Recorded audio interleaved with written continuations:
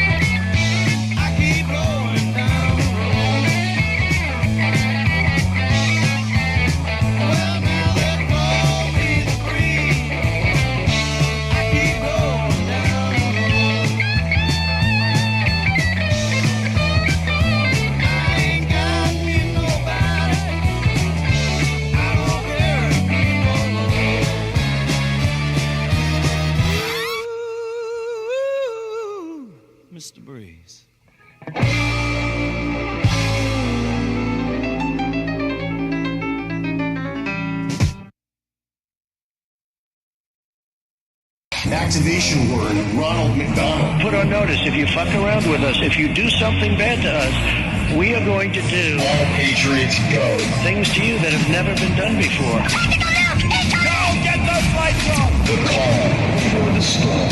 Where we go one, we go all. Go!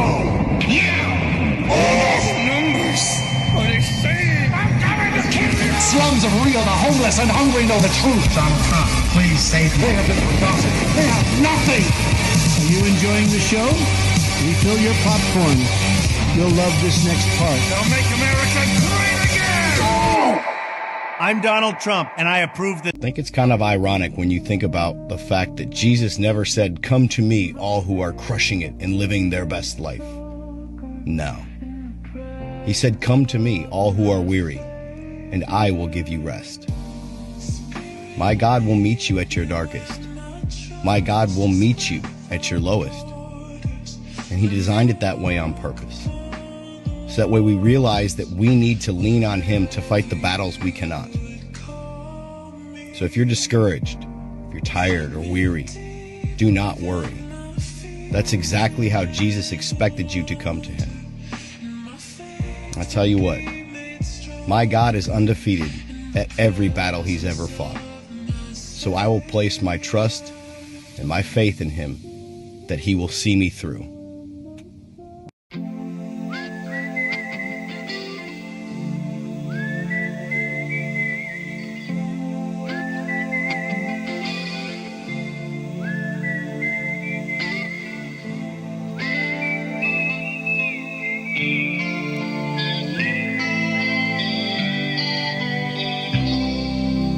Follow the Moskwa down to Gonky Park, listening to the wind of change. An August summer night, soldiers passing by, listening to the wind of change.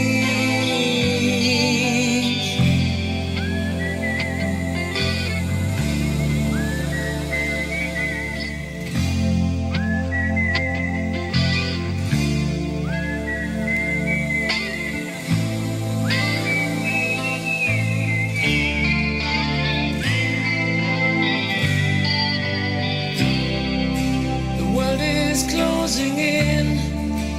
Did you ever think that we could be so close, like brothers? The future's in the air, can feel it everywhere. I'm blowing with the wind of change.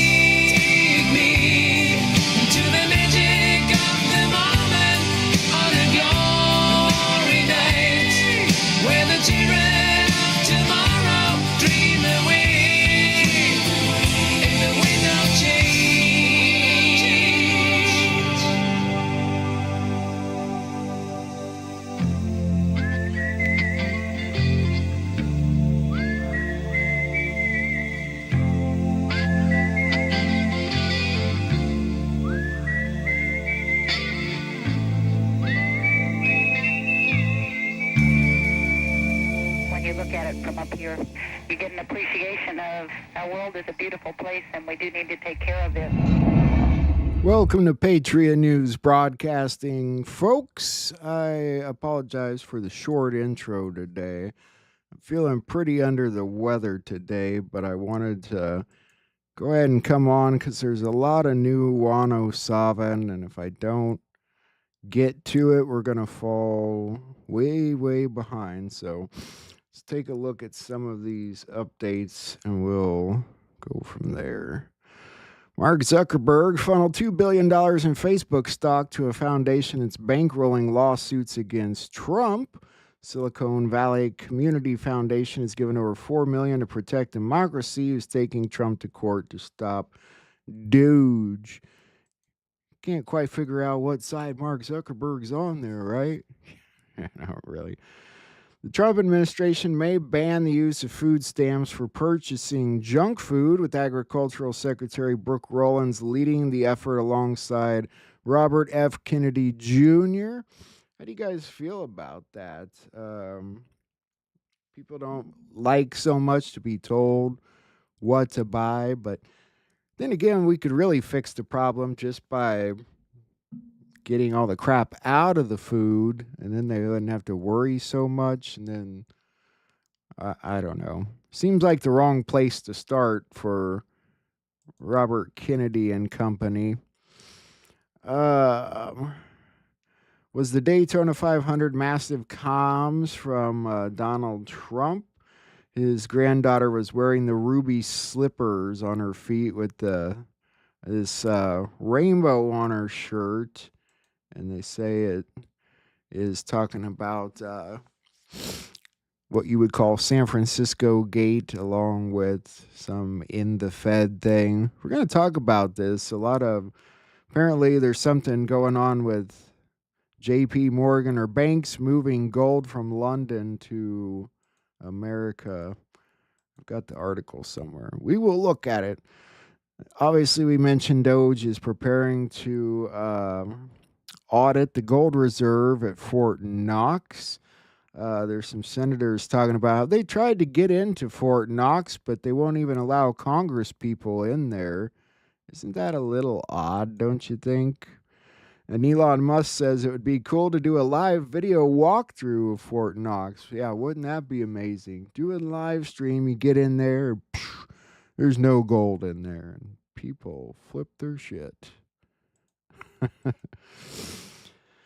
Elon Musk says there's a government database shows 5 million people over the age of 140 years old still receiving Social Security benefits, and in fact, it's older than 140 years. Apparently, we've got one person living in the United States. It's over the age of 360, and apparently, we've got over 1 million that are between the ages of 150 and 159. Did you guys know that was possible? There's 1,000 people between the age of 220 and 229.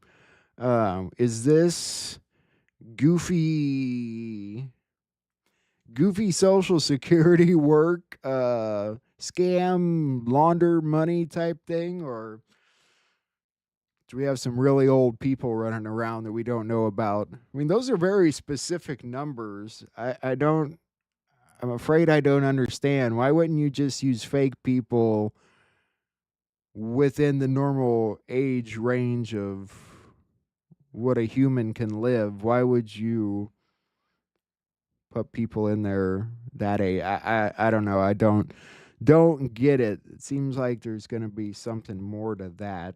We'll keep our eyes peeled for that. And Doge is looking for help from you, the general public. You can DM insight for reducing waste, fraud, and abuse, along with any helpful insights or awesome ideas to the relevant Doge affiliates found on the affiliates tab.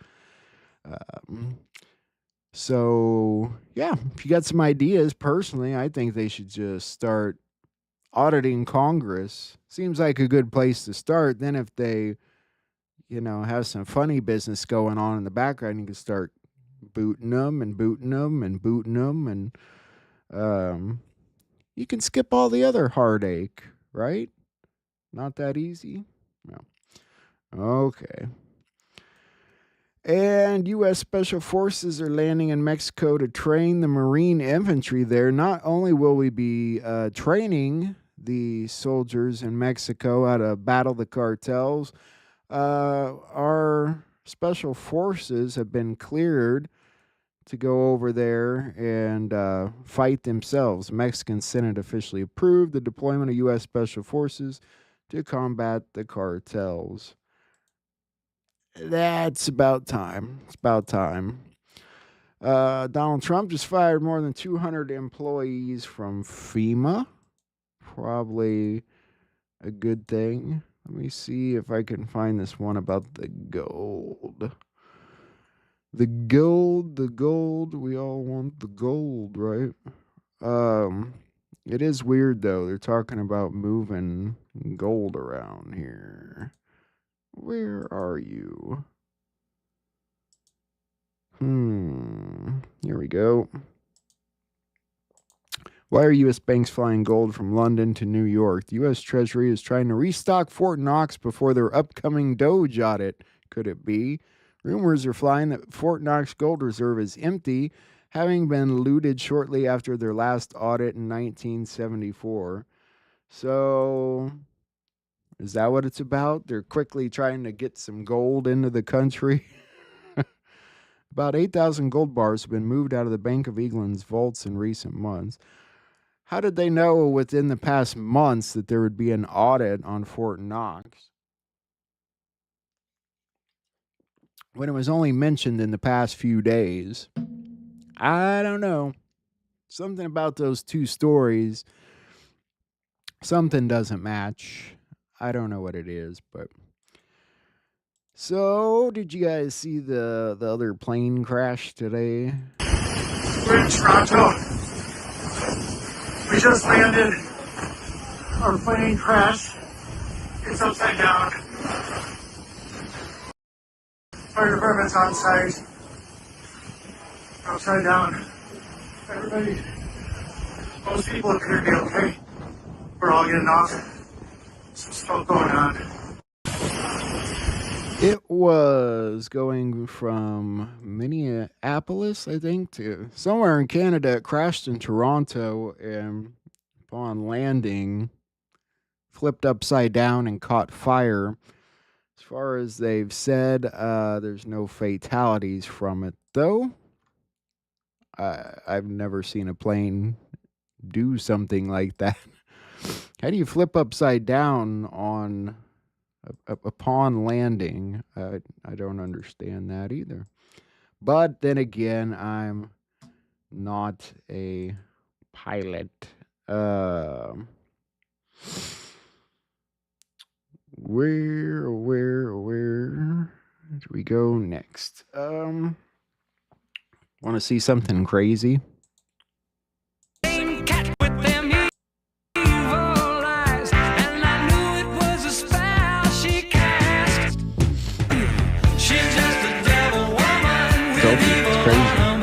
That's no woman. That's a man.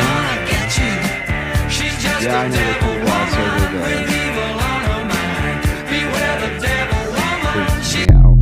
that. Freaks me out. But that rubber suit there, ooh, pretty realistic looking. Freaky. God, that's freaky. Told you it'd freak you out. All right, let's move on with some real stuff here so we can get to our numerous WAN videos. Everything out of order today.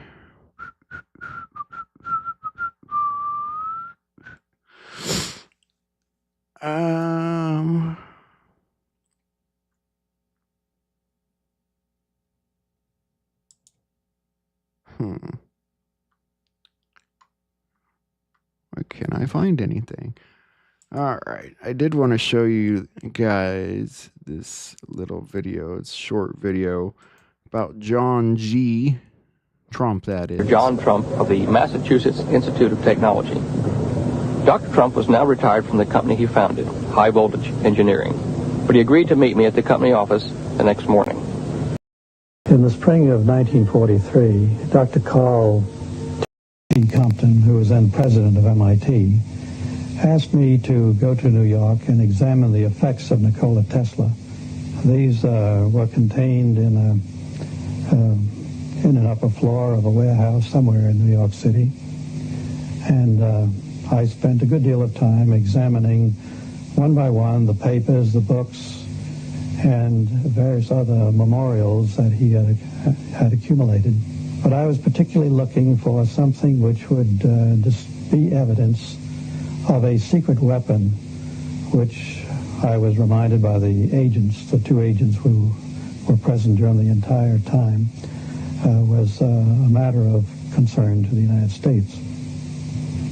In the course of this, I did come across a number of letters directed at the upper echelon of the British Empire, that is, I think, to the King and Queen, or perhaps just to the King of England, and also to the Tsar of Russia, explaining that he was the inventor of a secret weapon which had rather remarkable properties, and that he would be interested in entering into a negotiation which would lead to a disclosure of what they were.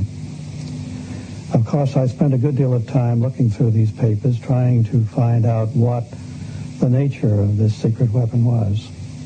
I think I had, although I don't remember it so very accurately, an idea of what its properties were.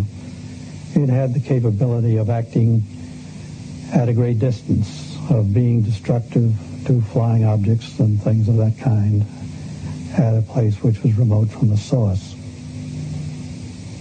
But nowhere in his technical papers did I find anything which revealed an explanation of just how such a device could operate. I believe that you also opened another box, supposedly a secret weapon that he left at another hotel. Can you relate that story, please? Yes, when I had substantially concluded my study on the following day, I think that was a Saturday morning, I was reminded by one of the two agents that there was a box being held as a security for an unpaid obligation, and that this box was an item of considerable value and may indeed itself be the secret weapon, that it was armed and therefore it probably was not touched. Were you nervous doing this? I found it a matter of a bit of concern. However, I realized that this had to be done, and so we taxied down to this hotel. The agents identified themselves and their credentials to the assistant manager of the hotel, who led us to a room. This room was essentially empty except for a table and a steel cabinet against the wall, which was opened. I think perhaps he opened it with a key. The cabinet itself was empty, except on one of the lower shelves was a package, a box, a rectangular box of ordinary size, which was wrapped in brown wrapping paper. It turned out to be a highly polished box with brass clasps, and it looked more like an instrument case. And after waiting a while and listening a while and remembering that it had been there for quite a few years, I think it had actually been there for about 5 years as a security, I opened it. It turned out to be a decade resistance box, manufactured by, I suspect, an American manufacturer, and something of value, but not great value, and certainly nothing ominous at all in its nature. So after Dr. Tesla had let the world know of his secret weapon, after he had written letters to the King of England and to the Tsar of Russia, offering them this weapon at a time when both were engaged against the Germans in World War II, no evidence or papers were found which referred to any such secret weapon. My report to Dr. Compton was that I saw no danger in releasing these papers and these relics to his heirs. Miss Musar had arrived too late to know who had opened Dr. Tesla's safe or what had been removed. And Dr. Trump had found nothing which he considered dangerous or a secret weapon. Tesla had been a naturalized American citizen for 54 years, so why were his papers seized by agents of the custodian of alien property? I suspect that governments other than those of the United States, England, and Russia were interested in the inventions.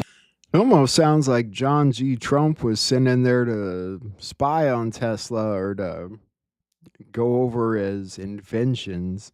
Did they become friends during that process? I don't know. I don't know what that story is, but it is interesting. So a lot of people around the planet have diabetes.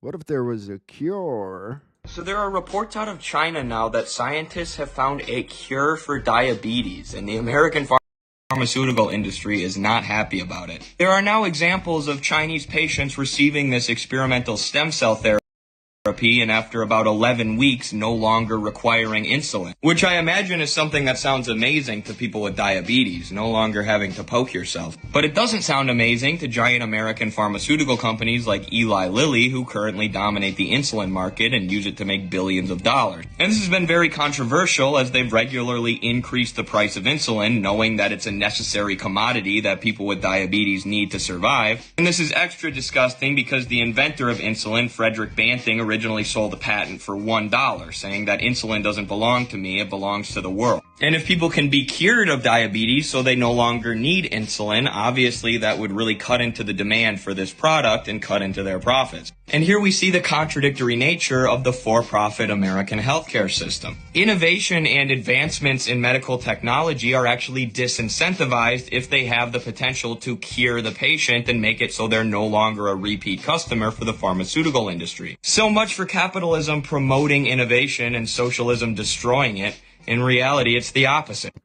I think overall we just need to shut the big pharma companies down because they're always going to put profit over health. They're always going to put their money over what's best for the people. And that's quite problematic as far as being in the industry they're in. I don't know why the camera keeps fluctuating like that. Got to figure out this lighting problem. May not have a problem when I get my green screen in. Okay, let's take a look at Fort Knox, shall we? And then we'll get on to Juan. Naturally, gold prices immediately began to soar. 9 years later, gold sold for $880 per ounce, 25 times what the gold in Fort Knox was sold for. One would think that eventually someone in the government would get wind of what was happening and blow the whistle. The largest fortune in the history of the world stolen. Shades of the old James Bond film, Goldfinger. Well, as a matter of fact, Ian Fleming, the author of the James Bond series, was head of the British counterintelligence service, MI5. Some believe in the intelligence community that he wrote much of his fiction as a warning, as many authors of fiction do. If the removal of all the good delivery gold from Fort Knox can be viewed as a deliberate raid on the U.S. Treasury, then such an operation might well have been years in the making, namely 40 years. Certainly enough time for Fleming to get wind of it and try to prevent it. So just how did the story of the Fort Knox gold robbery get out? It all started with an article in a New York periodical in 1974. The article charged that the Rockefeller family was manipulating the Federal Reserve to sell off Fort Knox gold at bargain basement prices to anonymous European speculators.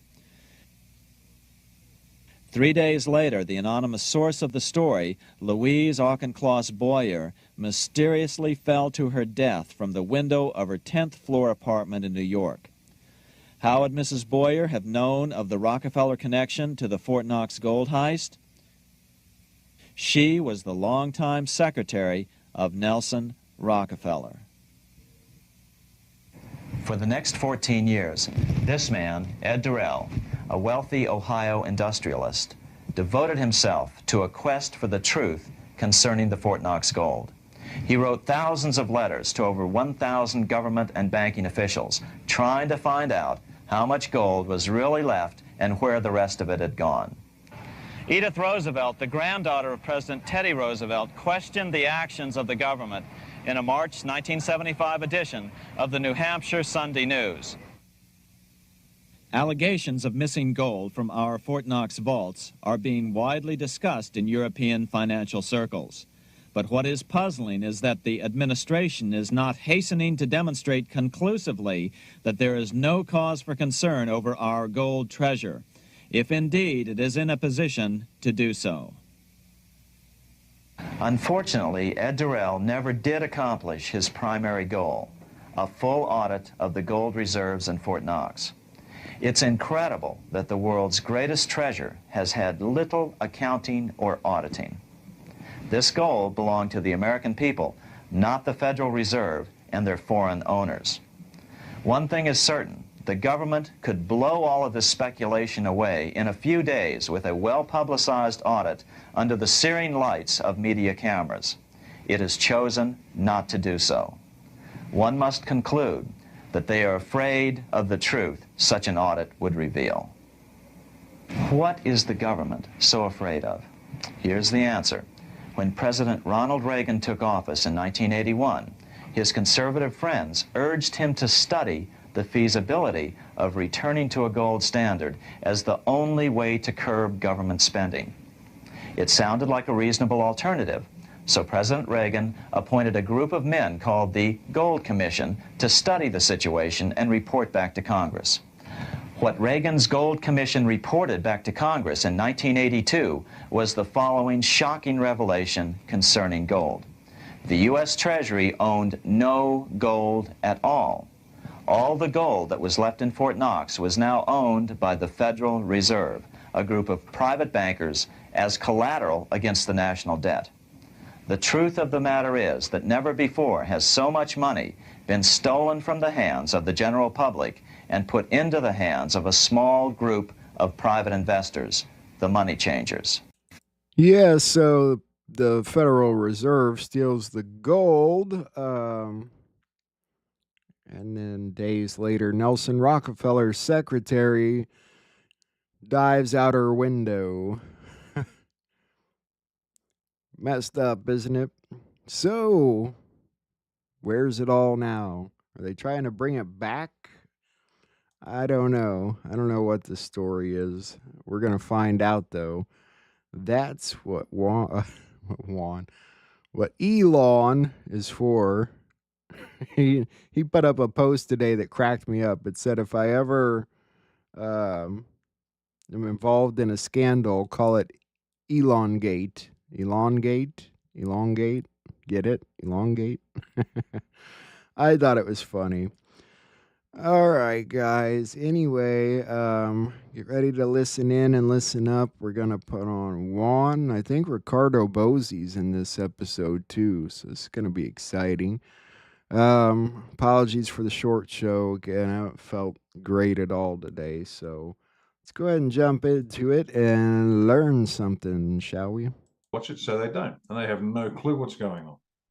Police are the same. In fact, there was one gentleman whose family member happened to stumble upon what you might call a freedom fighter's YouTube channel, and he was drawn up before the commanding officer and had a few strips torn off him for what his family's doing. So they're actually kept out of the picture quite effectively. Can I add one little thing here?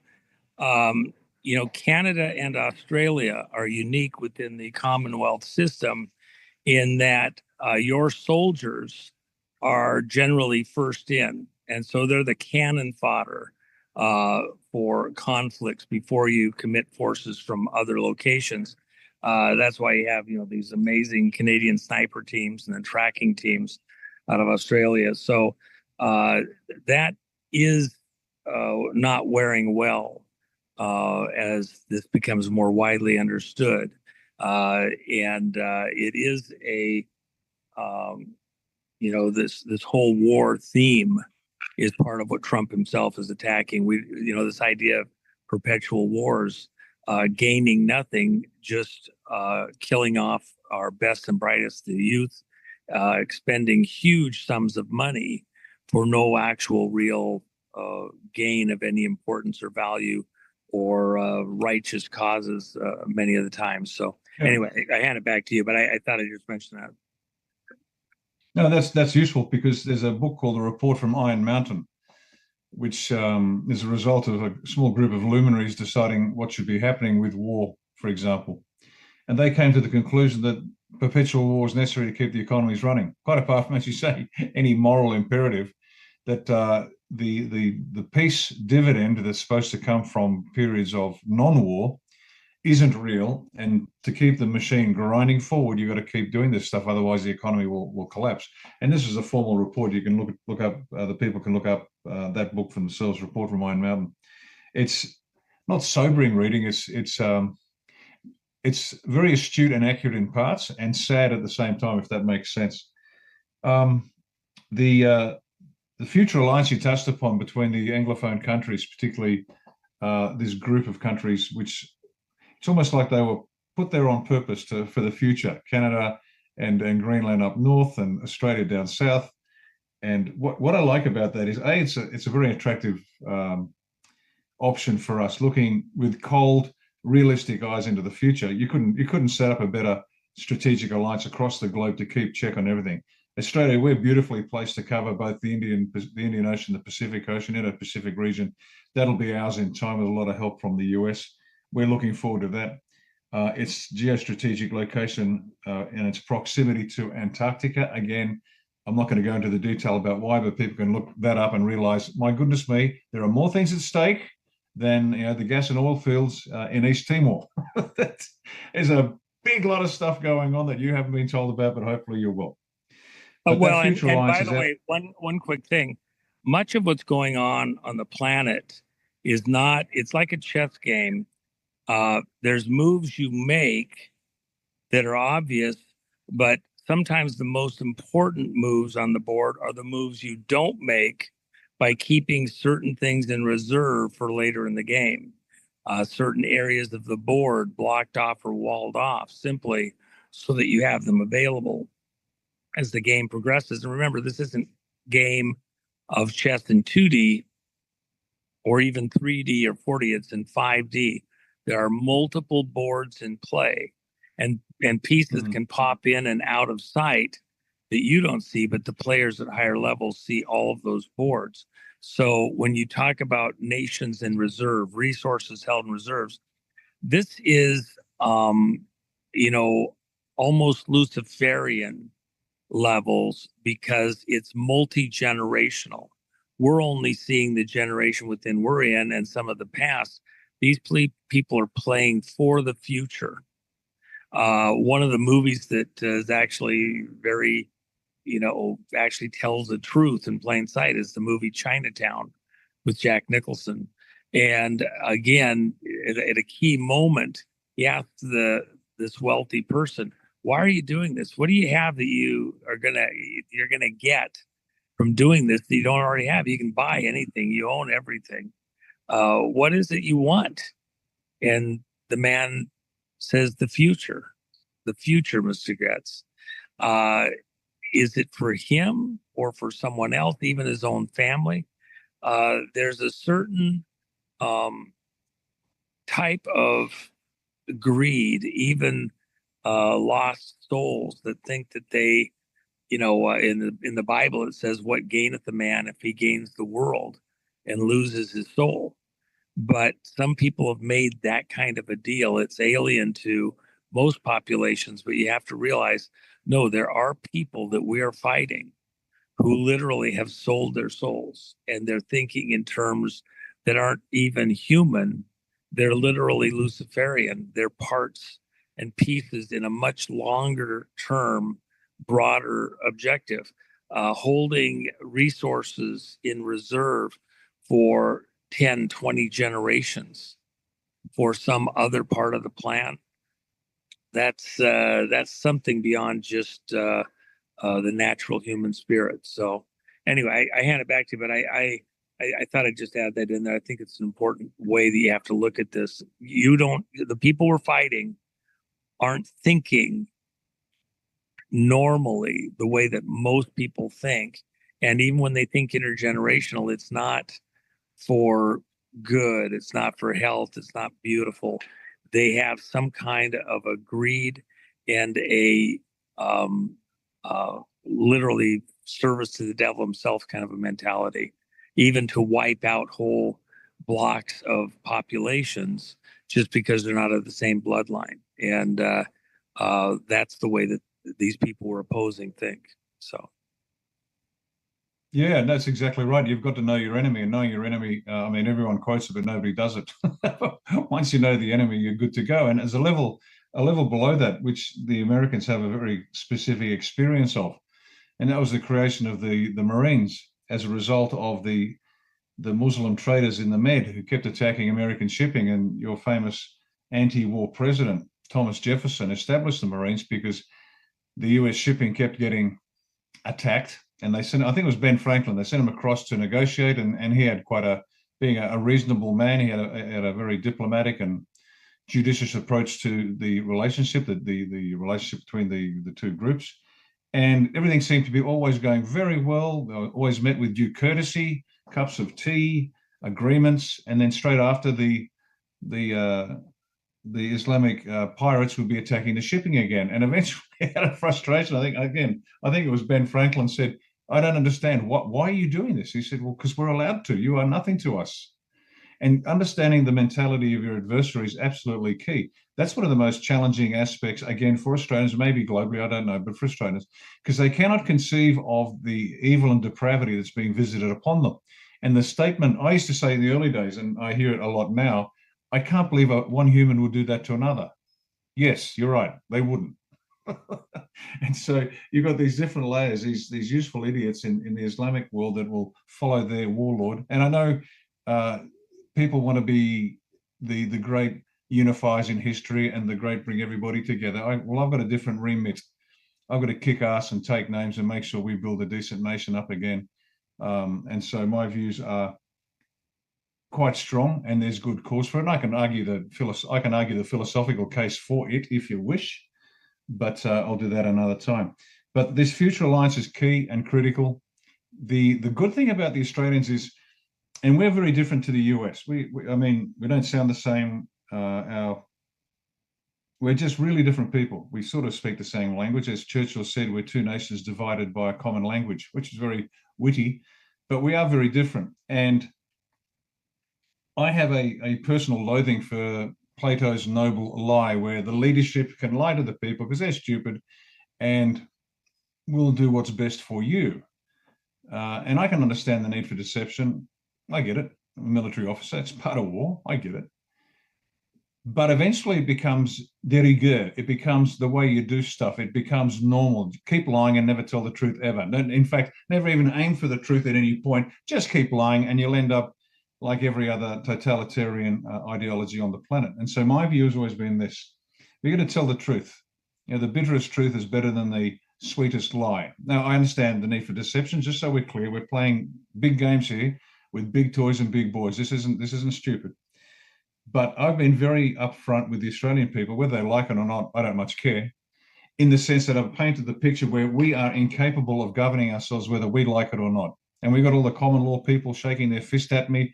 And this is the common law groups who can't agree the color of an orange. So thanks for that, fellas. You know, and you take your authority from some king 900 years ago. Well, thanks for that. I don't need some king who got his authority at the point of a sword to tell me what I can and cannot do. We have a different philosophy here. You know, by virtue of our humanity, we have the right to do what we want. And if you don't believe in that, that's fine. We can kill you too, because Mao Zedong was dead right. Political power comes out of the barrel of a gun. So you've got your rights, but you better back it up, because no piece of parchment ever stopped the musket ball. And so I've got to be a practical view of it. And I explain to the Australian people, again, whether they like it or not, doesn't matter. They've got to hear the truth. And the truth is we cannot govern ourselves. If we removed every Mason in this country, locked them up, hung them, whatever had to be done to them, we would be bereft of the skill to do it. You physically need people with skills. And so we need to be under the suzerainty, and I'm really clear about this, whether they like it or not. We have to be under the suzerainty of the US for some time before we as a nation, because individually we've got some very talented people, but as a nation, we will then be capable of actually governing ourselves. And the model is, let's get counties in first and see if they can run a county without destroying the place. So it doesn't look like a frat house party after a good Saturday night. So once they maybe learn how to run a county, we can start getting people elected to run states. And maybe after they learn to run a state, they can run the country as a whole. And it is the single most difficult thing to run a modern Western constitutional republic. It is hard work. Just the knowledge in civics and philosophy to understand what you're doing and why, what works and doesn't, is extraordinary. We're talking about a multi-year process, and we've got a plan for that. We're rolling that out. This is not difficult in the sense of what do we do. We know what we've got to do. It's just going to be very time-consuming. And so that alliance. Well, let me dive in for 1 second. Here, from a scriptural side, when the people left Egypt, they had been slaves in Egypt. People were running every part of their lives. They were ordered about. They had everything about their life directed by someone else. When they got to the desert, it was only a 40-day walk, even for the oldest and youngest of the people, to get to the area where Jericho is, the promised land, if you will. But along the way, they had all of these terrors, and they left weapons of war, not just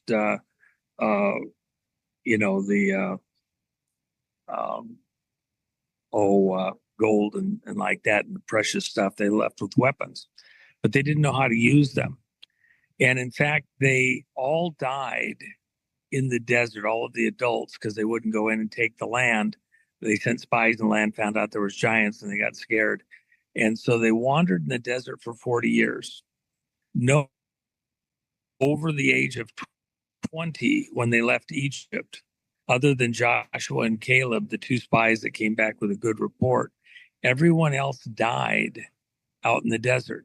And the reason is because you could take the people out of Egypt. You couldn't take the Egypt out of the people. It took a generation dying out. And those that had grown up not in Egypt, but in the desert, came of age. They went in and took the land. And then it took time for them to find some kind of an order and be able to govern themselves. It wasn't instant, and they grew into the land. It's not the fault of the Australian people precisely. They've been conditioned, and the people doing this have, millennia, really, not just centuries of training to know how to subjugate people, how to force them into a condition where they accept their servitude. And it will take some time to grow up a generation that has the skill set, most of all, not to steal from the treasury, not to use their power to steal from past and future generations. The greatest restraint you have to have is from deciding that you're going to steal from the future for the present, just for yourself, as opposed to plant and build for the future. That is something that you have to really think about and work out. And that's why Trump is coming in and going after all of the falsehoods and the spending and authorities like that. He has to cut the bleeding, put tourniquets on these places, because America was about to bleed out from all the spending and falsehoods and like that. So that'll be a challenge for Australia. But like I said, we're going to get America under control from the inside out. And then we're going to be there not as our brother's keeper, but our brother's brother. We need a strong Australia.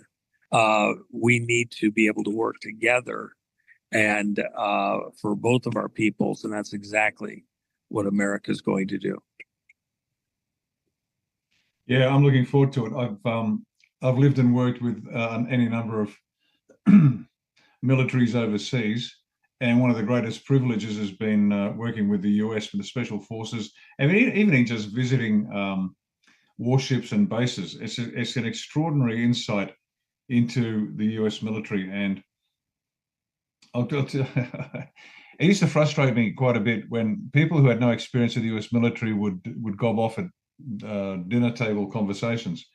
And I remember I was at a dinner party, a reasonably well-known family, and I think they probably got their impression of the US military from watching Oliver Stone's Platoon, and they extrapolate that across the entire US armed forces. And the host was waxing lyrical and making snide comments about the US military.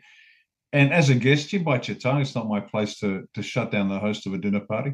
But eventually we got too much, and I just said, "Excuse me, ladies and gentlemen, who here's been on ops with the American military in recent times?" "Just me." "Oh, okay, thanks." And I put my hand down, because we have a grossly arrogant and massively uninformed leadership in this country. They need to be slapped down a peg or two. And so I'm looking forward to working with my friends in the US military. It's a privilege and a pleasure to do so. And I'm looking forward to it. I mean, I see nothing but good times ahead. There's pain to come. I get that. Absolutely understand there's pain to come. But no, we're going to be in great shape. And your point about the Hebrews leaving Egypt, that's exactly right. They had to let them die off. They didn't want to bring the slavery mindset into their new nation. Australia must do the same, but in the sense that we've got to learn ourselves, and we have to create a generation that doesn't know slavery, that doesn't know servitude, that doesn't know demoralization, that doesn't know poisoning, that doesn't know murder at the behest of their elected representatives. And so we've got a big job ahead of us, but we're ready for it. These are the great labors of peace. Again, I've been warning the Australian people about for some time.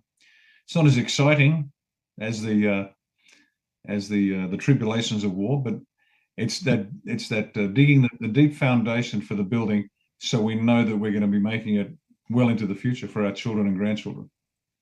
Yes, it's hard work because you're starting from scratch, and you don't have people that have a long history understanding what's going on here. So you have to, they have it in writings, but even if you go back a couple of generations in Australia, it's not necessarily there in the history. And so you've got to kind of start from scratch to build out that understanding. It's in the spirit of the people, it's in their heart, but experientially, they need some training to get to the right place there. Yeah, absolutely, they do, and we've got plans for that as well. We are averse in Australia to conscription. They tried that under Prime Minister Billy Hughes for World War I. Massive resistance to do it. Now, I think that's a legacy of our convict roots.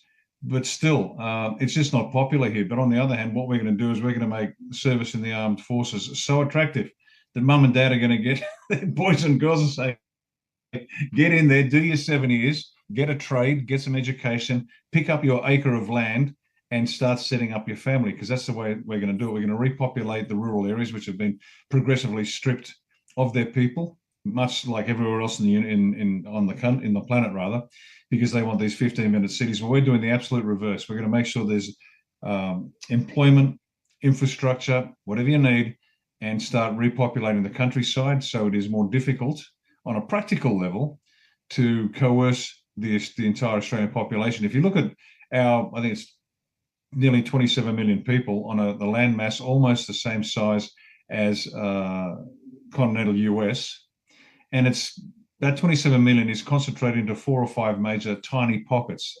And so we've got this massive land that we need to repopulate, and we're going to do it. And we're going to irrigate it. We're going to turn it into the breadbasket of the world. See, we're lucky. We're like the US. We need nothing and nobody in a sense of resources. We've got everything we need. We could throw a wall up around the country and we'd be fine. Now, we're not going to do that because that doesn't help anybody. But we've got everything we need here. And so we're going to build, and we're going to build, and we're going to build. And this country is going to be, I can confidently say, we're going to be the US's best and strongest ally. We want to it's always a bit frustrating when we work overseas with the US, because Australia's contribution in a political sense is always important. The flag is in the sand. Yep, got it, no problem. But when you look at the numbers. The one thing I was going to say is, you say an acre of land. Actually, it should be by certain regions. There's some regions where if they want to live in certain population areas, because families there, history's there, great. But in other areas, as you move out, maybe it's 2.5 acres. In some areas, it's 5 or 20 acres. And in some areas, it's 160 or 1,600 acres, because Australia, you have about 8% of the population of the U.S., as you said, in about the same land area. In fact, I mentioned on one of the other shows that I told Jennifer, my wife, that I want to come back down to Australia. It's one of my favorite places in the world. I love, I'm a car guy, and you have these vast stretches for just amazing drives and some of the neat interior stuff, the opal mines and people living underground in those areas. It's just, and the coastline. I mean, some areas you can swim, some areas don't get out of the pool. You're somebody else's dinner.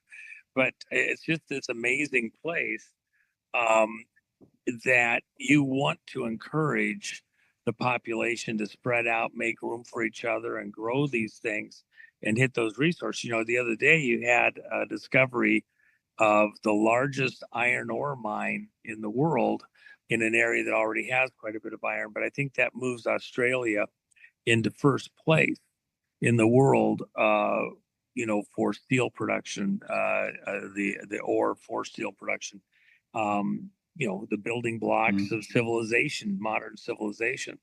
And there's people who want to depopulate the earth, and that's actually asinine and silly. They just want to wipe out in a genocide type fashion anybody that's not them. The reality is we have lots of room on the planet to spread out, some areas more than others. So it doesn't actually favor people to concentrate themselves, and it's actually harder on the planet. It's Cain was the builder of cities, and that was for control, stack them and pack them. The reality is as we spread out, there's plenty of room, and to do it in a way that is very wholesome for the earth. Adam his job was to tend the garden. He was the groomsman for the garden. We have this beautiful garden planet that, for example, where I am right now, this was just a volcanic region.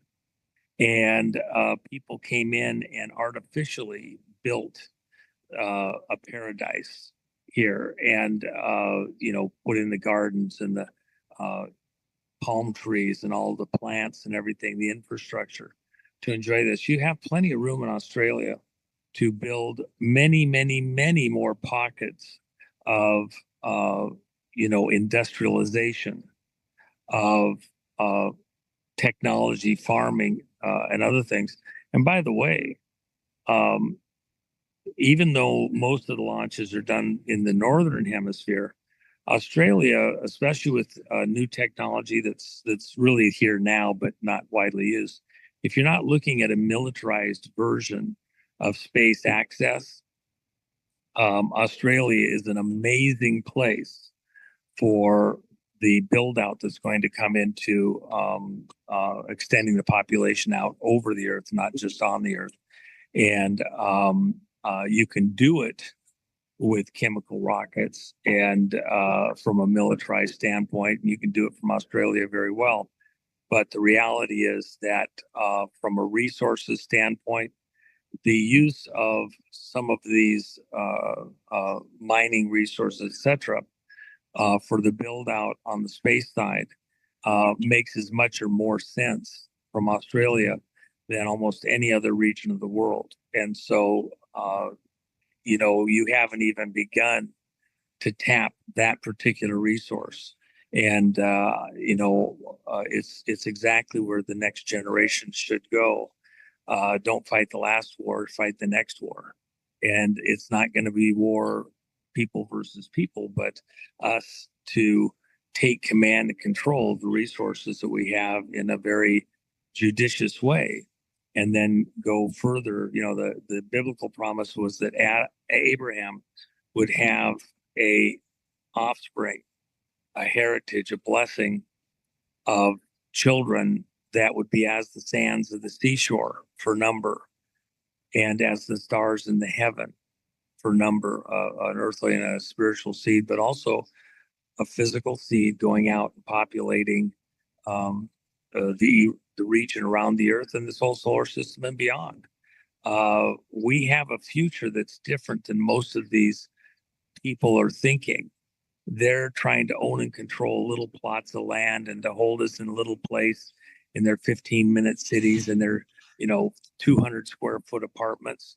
Bullshit. We got plenty of room. We don't want to listen to those that want us in that mode. These are the Neros who just want to enslave us. Let's go enjoy the future. And we're going to do that with Australia. We're going to share information, resources, ideas, and build a beautiful future, not just for ourselves, but for our children's children's children as an inheritance, something that we will take great satisfaction in knowing that we have left the place better than we found it, and set a solid example for those that follow us. Here's how you do it, and do it right. And it's our Christian foundations which form the core of our culture, because as you know, culture comprises many parts, the material and non-material elements of a culture. But at its very core, at its very center, are the spiritual beliefs. And you could give, and they've tried it, all the advantages that, say, the US has, and put it over a culture with a different spiritual center, and it'll collapse in on itself within 2 or 3 generations.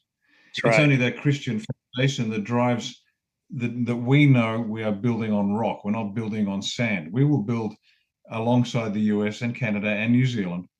We will build this extraordinary civilization, this transnational civilization, not a globalist thing. So everybody else just take a chill pill, relax.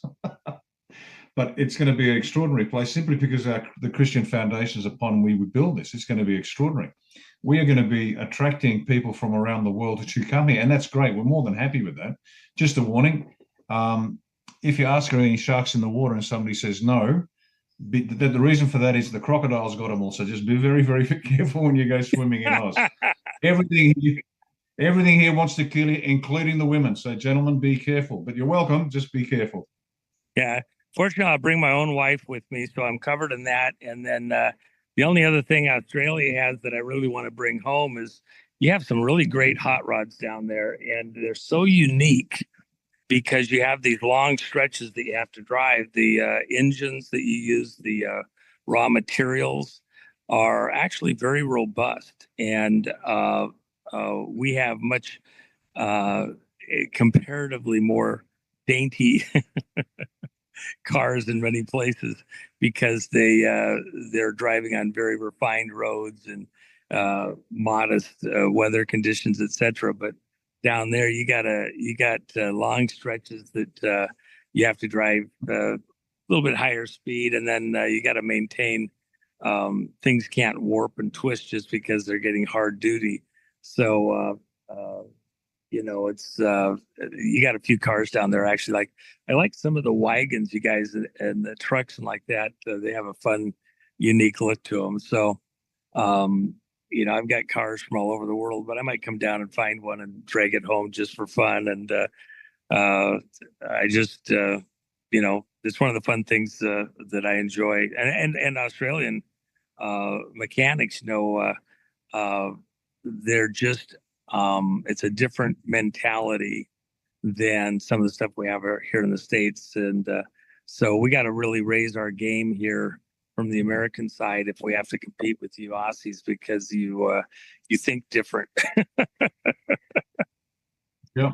Well, there's in the Northern Territory, which is, if you imagine Australia, it's the top of Oz. It's called the Northern Territory. And they have long, dead straight stretches of road, north to south, no speed limit. So you'll have to put some time aside to do a run in the NT. Just be careful for the road trains. which you've got double bogies, or we've got quadruple and quintuple bogies behind our prime movers, and they travel at the same speed. So, as I said, everything he wants to kill you, but put some time aside for a run down the main drags in Northern Territory. Well, and by the way, I was dealing with some folks over in Africa on something several years ago, and there was Europeans in there and banking people that wanted to put in railways in these areas, and I said, "You guys are crazy. That is so foolish." I said, "What you need to do is go down and see how the Aussies do it with their land trains. Very efficient. No need for all of this rails like that. And if you got problems with certain people in certain regions that want to attack and do stuff, you just change your route. Fairly efficient, and it's a much more appropriate way to attack that problem." We actually went through some of the engineering stuff and did some studies, and it was proven outright. These European folks, though, didn't like it because it actually worked. It was never about putting something together that worked. It was about a way to force these people to accept a deal that was very foolish economically, and then obligate them to paying for that, as opposed to actually solving certain needs. And when we did our study and looked at it, the value was like 30 to 1. Wow. So when you look at what you're doing, again, that comes back to the independent mind of many of the people. They're not, if you'd had a bunch of Europeans figuring this out, they might have just come up with a way to obligate you to more expense or something that wouldn't really work, wouldn't fit the people and the location.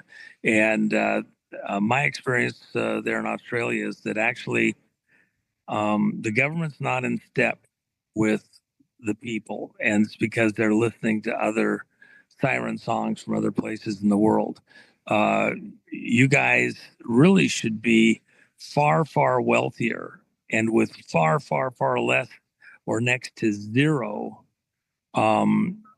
taxes. And it's the exact opposite, just like what's happening here in America. And that's why what President Trump and the people around him are doing right now is just so stunning. They're going at the wastage that's occurring right there in plain sight and attacking it head on. Yeah, that's exactly correct. The tax plan we have, in fact, is we get rid of every tax. There's no tax, nothing, no tax, no income, no stamp duty, no land tax, no payroll tax, all gone, all replaced by a 2% expenditure tax. And that's just very simple, because what it does is it puts the burden on the corporations. And we did the calculations, and it's something like $220 billion a day gets transferred at that level. And they don't pay tax because they're very clever. But that's going to change. Instead of the tax burden landing on the shoulders of the wage slaves, which is exactly what's been happening. Now, they make 1,000, they keep 1,000. They sell a house for $1 million, they keep their $1 million. Good luck to them. And that 2% expenditure tax takes us out of the red and into the black.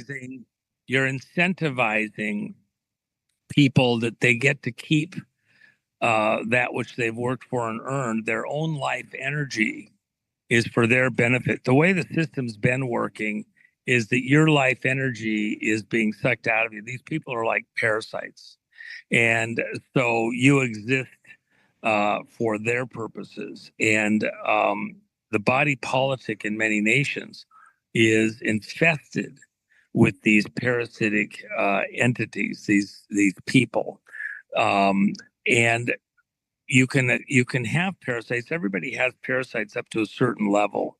They're just part of the nature of the planet, life in this world.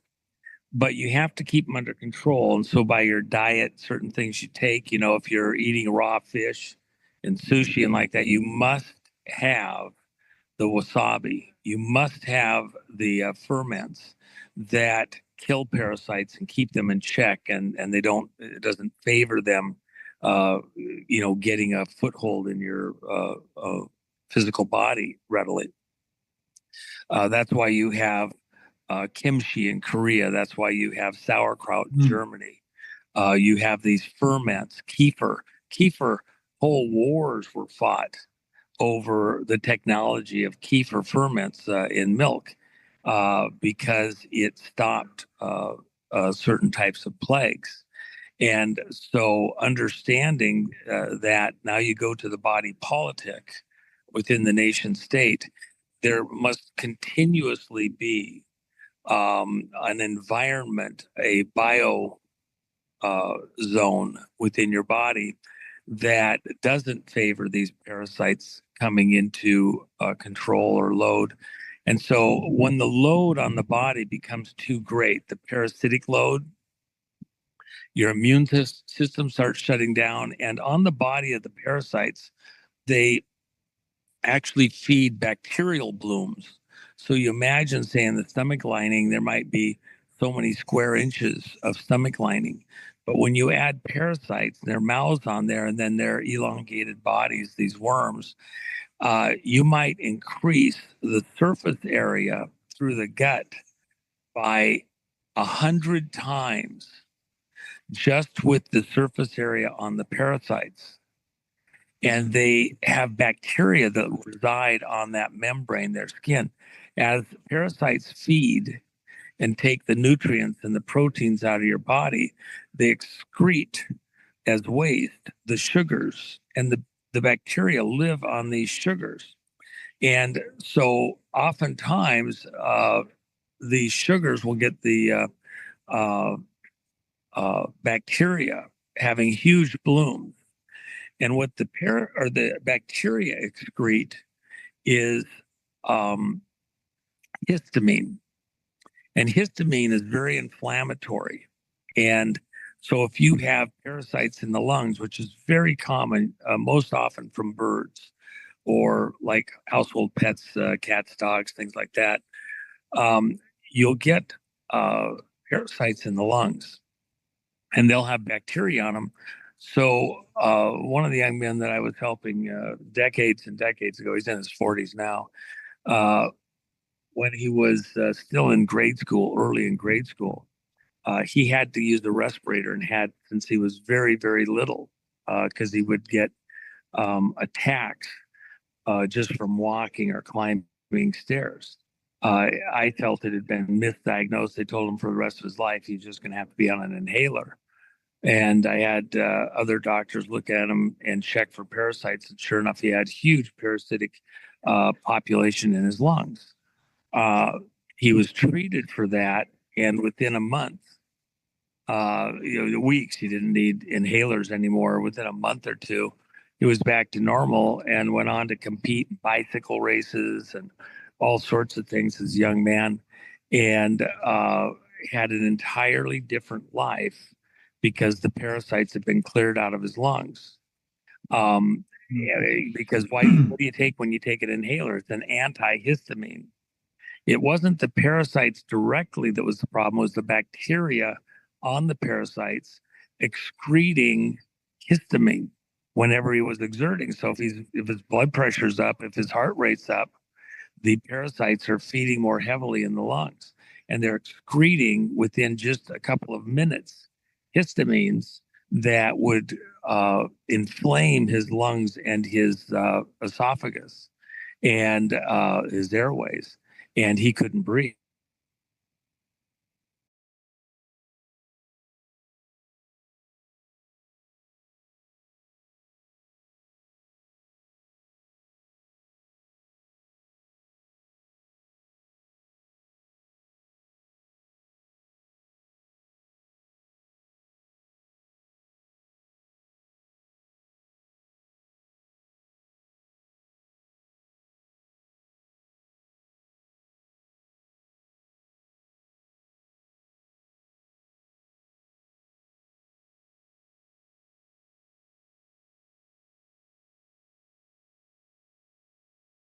Well, that had a quick ending. It's all right. We'll bring up the next show. The stuff he was talking about tonight and yesterday about the parasites is pretty interesting. I've been learning a lot about that. As far as the other stuff goes, there's so much to learn. I feel like people just want to jump right into this happened, that happened, facts, facts, facts, and they don't want to learn anything. I mean, that's the big part of the Great Awakening. It's expanding your mind. All right. Let's move on to the next one.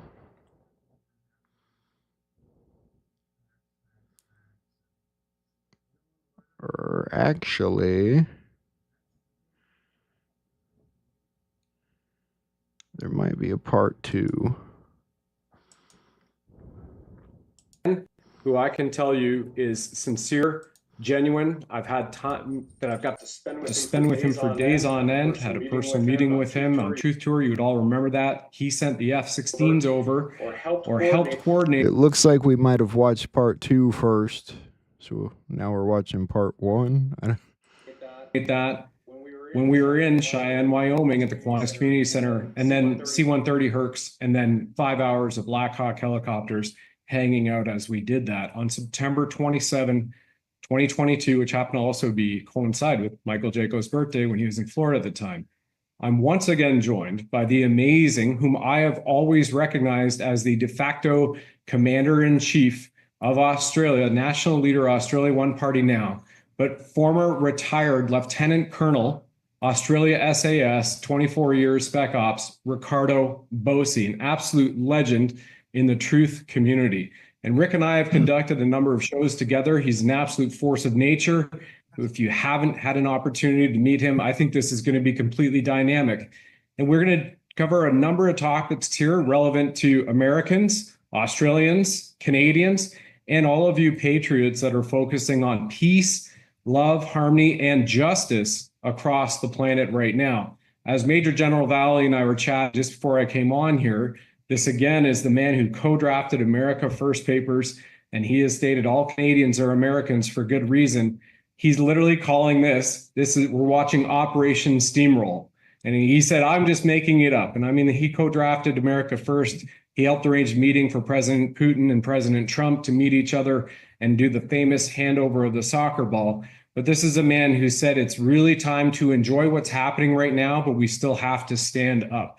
And these two men, whom you see on the screen, Juan and Rick, continue to do that. And folks, if you don't know what you have any reasons to celebrate beyond it being February 14th or 15th, wherever you're seeing this, well, RFK Jr. has just been confirmed Secretary of Health and Human Services with the mandate to make America healthy again. And when you make America great again, you make the world, you make Earth great again. Tulsi, who is also a friend of Major General Valley's, is now the DNI, the highest intelligence coordinator and leader in the land under the American presidency.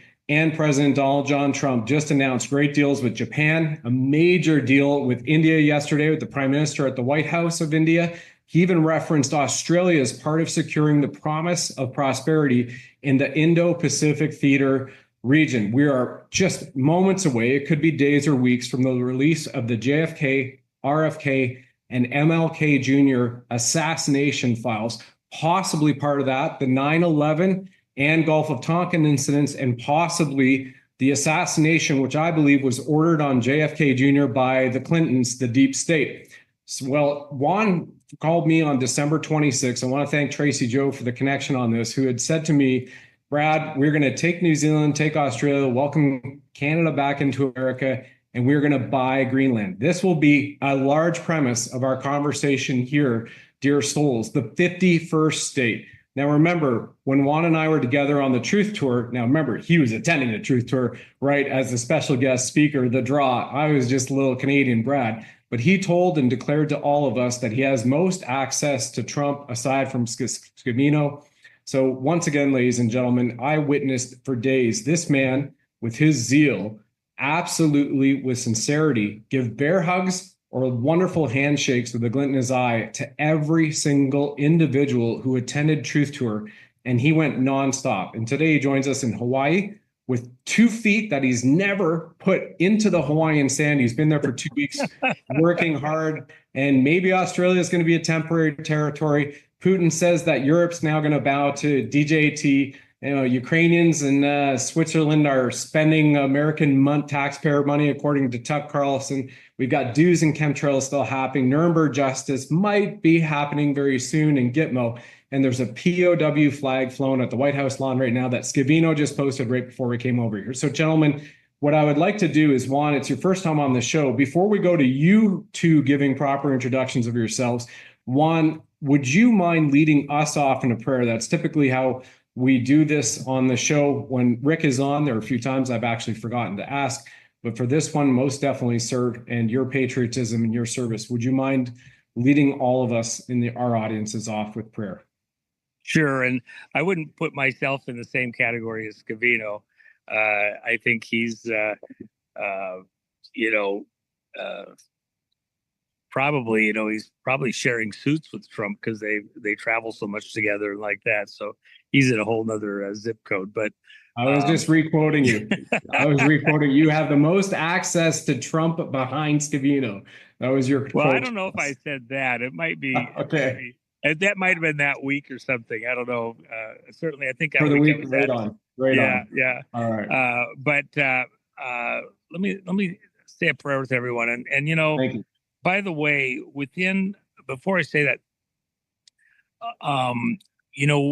there are so many different experiences, people crying out to our Father in heaven. And we all have so much, you're a product of all of your environment, your parents, the neighborhood. But when God is speaking to each of us, there's a voice that we recognize that is not, even in the midst of all the calamity, chaos, even within the churches or the religious organizations, there's so much of the flesh in there, if you will, people, with their own agendas and things like that. But if you're asking God to speak to you, to help you, to work with you, to teach you, and you're praying sincerely to your Father in heaven and asking for guidance and contact, our Father's a good Father, and he'll find you, and whatever is of him, he'll pull it out. And things that even from people around us who might be sincere or be sincerely wrong, however, if we're asking God with a pure heart, please God, find me, he's as serious as you are. And so we're not looking just with the inputs from the people around us, men and women like that. I just encourage everyone, we all need, God is a personal God. And there's things that happen in your heart, mind, soul, life that no man can engineer, and no man can come between us when we're asking for God to touch us, interact with us, help us. And so with that in mind, Father God, we all come to you.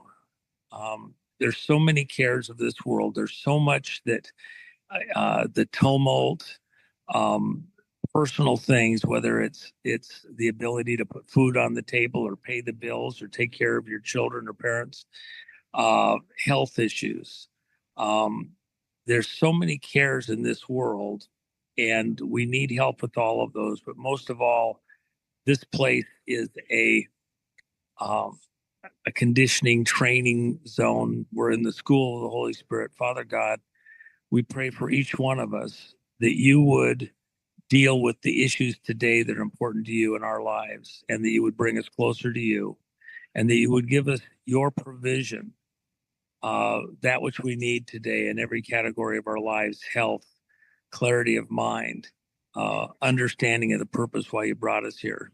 And then beyond that, we pray for strength, not just for ourselves, but to be about that which you would have us do, your work, your way. to shore up our relationships with others around us, to help them. We pray for strength and provision, but again, not just for ourselves, but so that we may be about helping others around us, our own family, people we know, people we might not know, but you bring across our paths. We seek to be doers of righteousness and good, and to see a healthy planet, healthy people able to worship you in spirit and in truth. And we're pilgrims in this life, this path that you put us on. We ask you to find us, help us, let us see you clearly, and then for your protection. We thank you for the ability to come to you, that you've put on flesh like we put on a coat, come and taken the penalty of sin upon yourself so that we may be able to come to you directly without anything between us. Help us, bless us, let us be about your work, your way. We pray all of this in Jesus' name. Amen.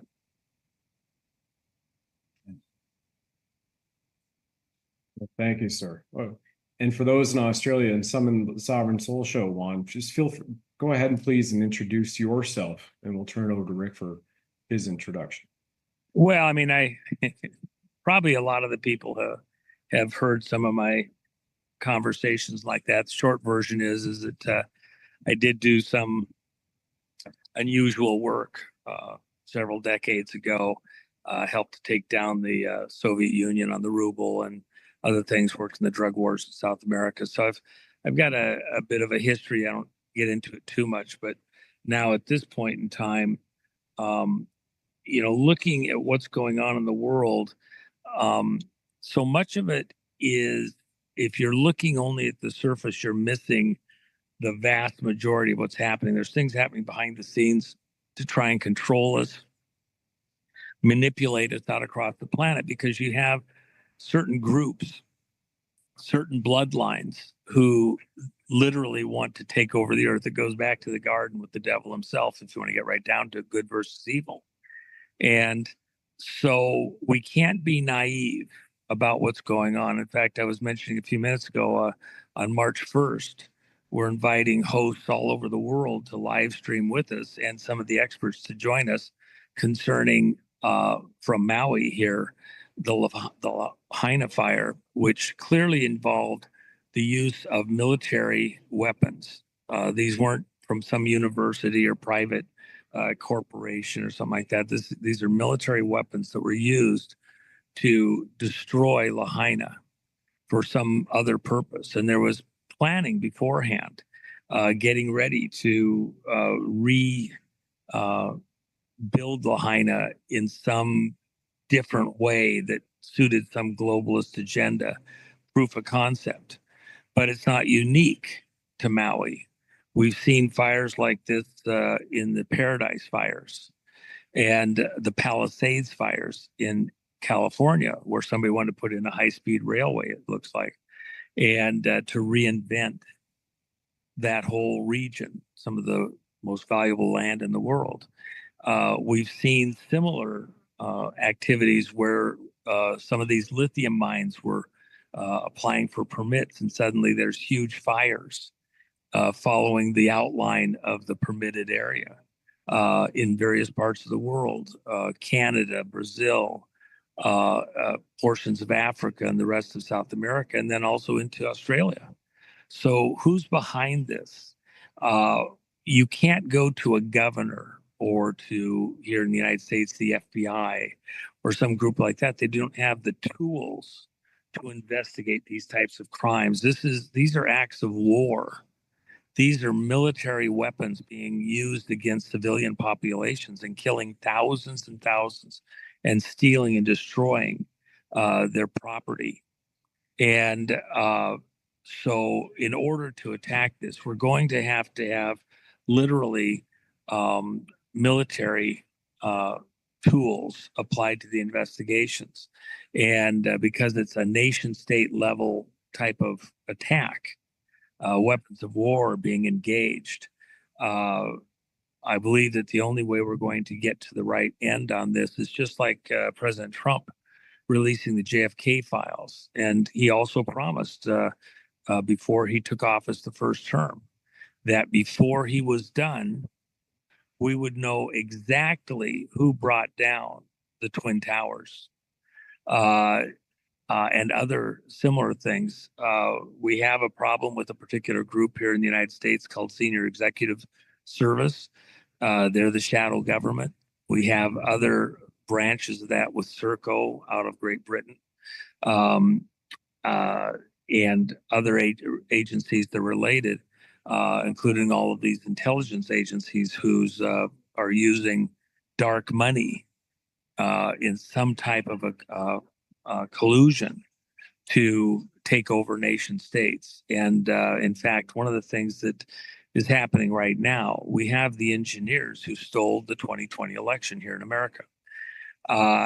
In interviewing them, they have said that they put people into positions of power in 72 countries, not just the United States, over the last couple of decades, so that we have multiple nations around the world with senior leadership or presidents that, plus the down ballot people, who are not the will of the people of those nations. They were imposed on them through vote fraud, counterfeits.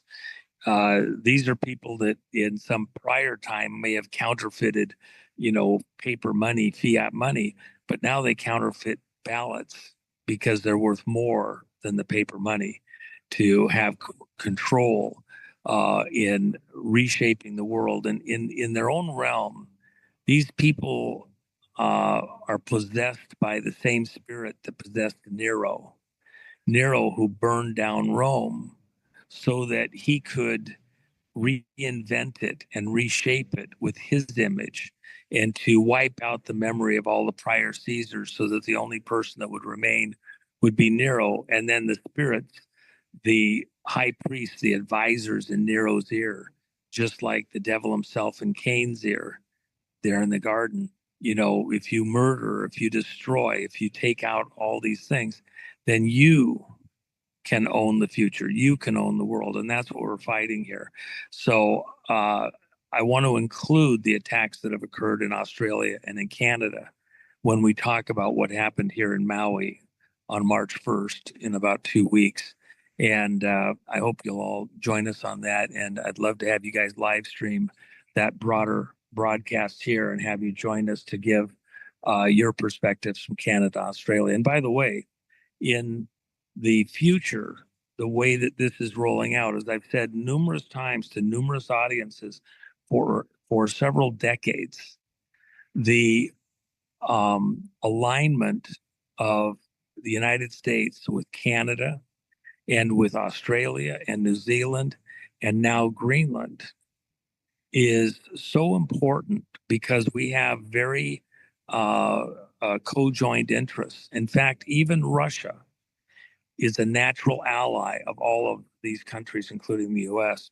It is this globalista crowd, these bloodline families and aligned corporations and people who want us divided because they have an attitude that to divide allows them to conquer. And so they want divided people. They want us in civil wars. They want us fighting each other.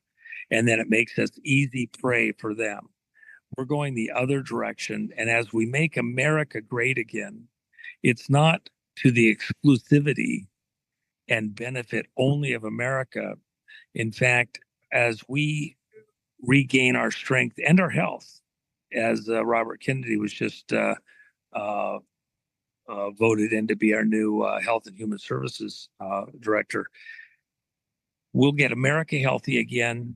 We're going to stand up. We're going to rise up, but not to reign over others around us, not to be our brother's keeper, but to be our brother's brother, to help the other nations, just like our election was a false election in 2020, as the truths of that are borne out in courtroom settings and proven out with the witnesses and even some of the hardware involved. Then we will turn around and we will help all those other nations that were similarly attacked those 72 nations that are under some kind of iron fist of falsehood being run by people who are not the will of the nation. And one of the most egregious of them all being what's going on right now in South Korea, where the president tried to expose election fraud from April of 2024 election. And the only way legally that he could get access to that area with the computers was to have a brief martial law. Unfortunately, they didn't find exactly what they were looking for because they were looking in the wrong area, not that it didn't exist. And so as we unveil what we have with these people that stole the 2020 election in America, we will also show it in other places, including what occurred in South Korea. And we pray, in fact, let me say this brief prayer. Father God, protect the president and those who were in his camp to assist him, who are in prison now in South Korea. We pray for divine protection, your own hand protecting them. Give us strength and favor so that we may go take out those purporting to have won and their falsehoods and bring the president back intact to his rightful position of authority and power there in South Korea. Thank you, Father. The issue in South Korea is so serious, so severe, that since Trump has come into office, he has been steadily moving American troops to South Korea to shore up that position because it is such a fragile spot. And Japan is very concerned about this, trying to help, but can only go so far in pushing that. It's out of place a little bit. America needs to step in there. And so there's a lot at stake. The same people that steal elections are the ones who want to steal all the land. And in fact, I believe the exact same crowd in an extended way that are doing these attacks on places like Maui, California, Australia, and Canada, and many other places around the world to steal the wealth to themselves. So with that said, I hope that's a fair enough introduction for you guys. It certainly is one. And as you've spotlighted it, and we roll over to Lieutenant Colonel Ricardo Bosi, retired Australia SAS folks. And this, again, I'm so honored to have both of you on the show. You spotlighted the directed energy weapons, which also work in partnership with the chemtrails and the weather engineering and modification, which we've seen. So for especially the people in Australia, if you haven't seen this before and you haven't heard me just talk about that, I've had an unfortunate but also a very unique experience in my life where I was living at West 57th and Broadway, working for Research in Motion BlackBerry, if you remember back in the day. And we have it on BlackBerry, the RIM servers, where we had the 3 World Trade Centers dropped. Remember the third one, World Trade Center 7, that tower dropped 5 hours later. And I actually had clients in all those towers, and I was down there in the World Trade Center for meetings that day. Interesting story, but we won't go into it now as to how that didn't happen, fortunately for me. But after eventually being at ground zero while rescue efforts went on, because BlackBerry was the only thing on the Mobitex network working that day, bring that up for people to research later if they want to do deep dives like Engine On has done. Then I was at the Pentagon because we also had it as I was working, co-locating with the DoD team for RIM at the Pentagon with EDS, Booz Allen Hamilton, Accenture, Deloitte Consulting, running those relationships as well for them, for our company at the time. They fired a missile in the Pentagon. Juan has spoken about that before. That was fired from a submarine in the Potomac into it. So colleagues, you see a colleague beside me at the lectern in the bottom right-hand corner of this photo, where we're holding a BlackBerries ourselves. This photo, these were taken 12 minutes after one of Rumsfeld's press conferences that we attended, and he lost a number of his own colleagues at Booz Allen Hamilton, along with the other service members at the Pentagon that were taken out by that explosive warhead. Short time after that, I was 18 stories then below the Pentagon. And in 2002, the following year, my sister awoke me to the fact of HAARP, the High Altitude Atmospheric Research Program in Alaska, which at that point in time you could find online through Google Web Crawler, and 2002. And then she ended up then obviously going to work and teach at the Pentagon, NSA in Fort Meade, DIA, before CSIS picked her up, and she spent 8 years there until she got a little too frustrated with the way that things were going. So two Woznies have been at the Pentagon, I guess, along with Val Thor. Maybe there's a little bit of a fun note in there, making light of a serious situation. Thank you for that. Well, and let me just add one little quick thing. Yeah. Remember that the day before the 9/11 attack, Rumsfeld was talking about the fact they were missing, I think, $1.6 trillion out of the Pentagon budgets that they were trying to figure out where it went. And then where did the missile hit? The exact area of the Pentagon where all the records had been brought to. And supposedly those records were destroyed there. Therefore, we were never able to get to the truth of where the money had been going. And it wasn't just a billion here, a billion there. It was 1.6 trillion, as I recall. Then the other thing is, just for a little bit further, I worked on the whitewater stuff down in Arkansas, involved with money being money laundered back up into the U.S. through ad fund, a bunch of other stuff. The investigative agencies that were involved, which were about a half a dozen, things like IRS, DEA, Bureau of Alcohol, Tobacco, and Firearms, FBI, state police, and local police involved in all this stuff related to vast amounts of money being money laundered back into Arkansas and other states from the drug running in South America like that, involving large corporations. All those records were gathered together. And the Senate Finance, the Oversight Committee, was going to look at that. And so they ordered all of the original records and files of every investigator from all the various agencies brought to Washington, D.C. Well, if you lose your original evidence, you lose chain of custody. You can't testify in court on that. So many were fussing, complaining, this is crazy. This is crazy. Why not just send copies? But no, they wanted every original record. And so they were ordered to assemble them from all those agencies, and they were put in trucks. And the last that anybody knew, they were headed to Washington, D.C. About a week before Oklahoma City bombings, we found out that the records had all been sent to the McMurrah building there in Oklahoma City.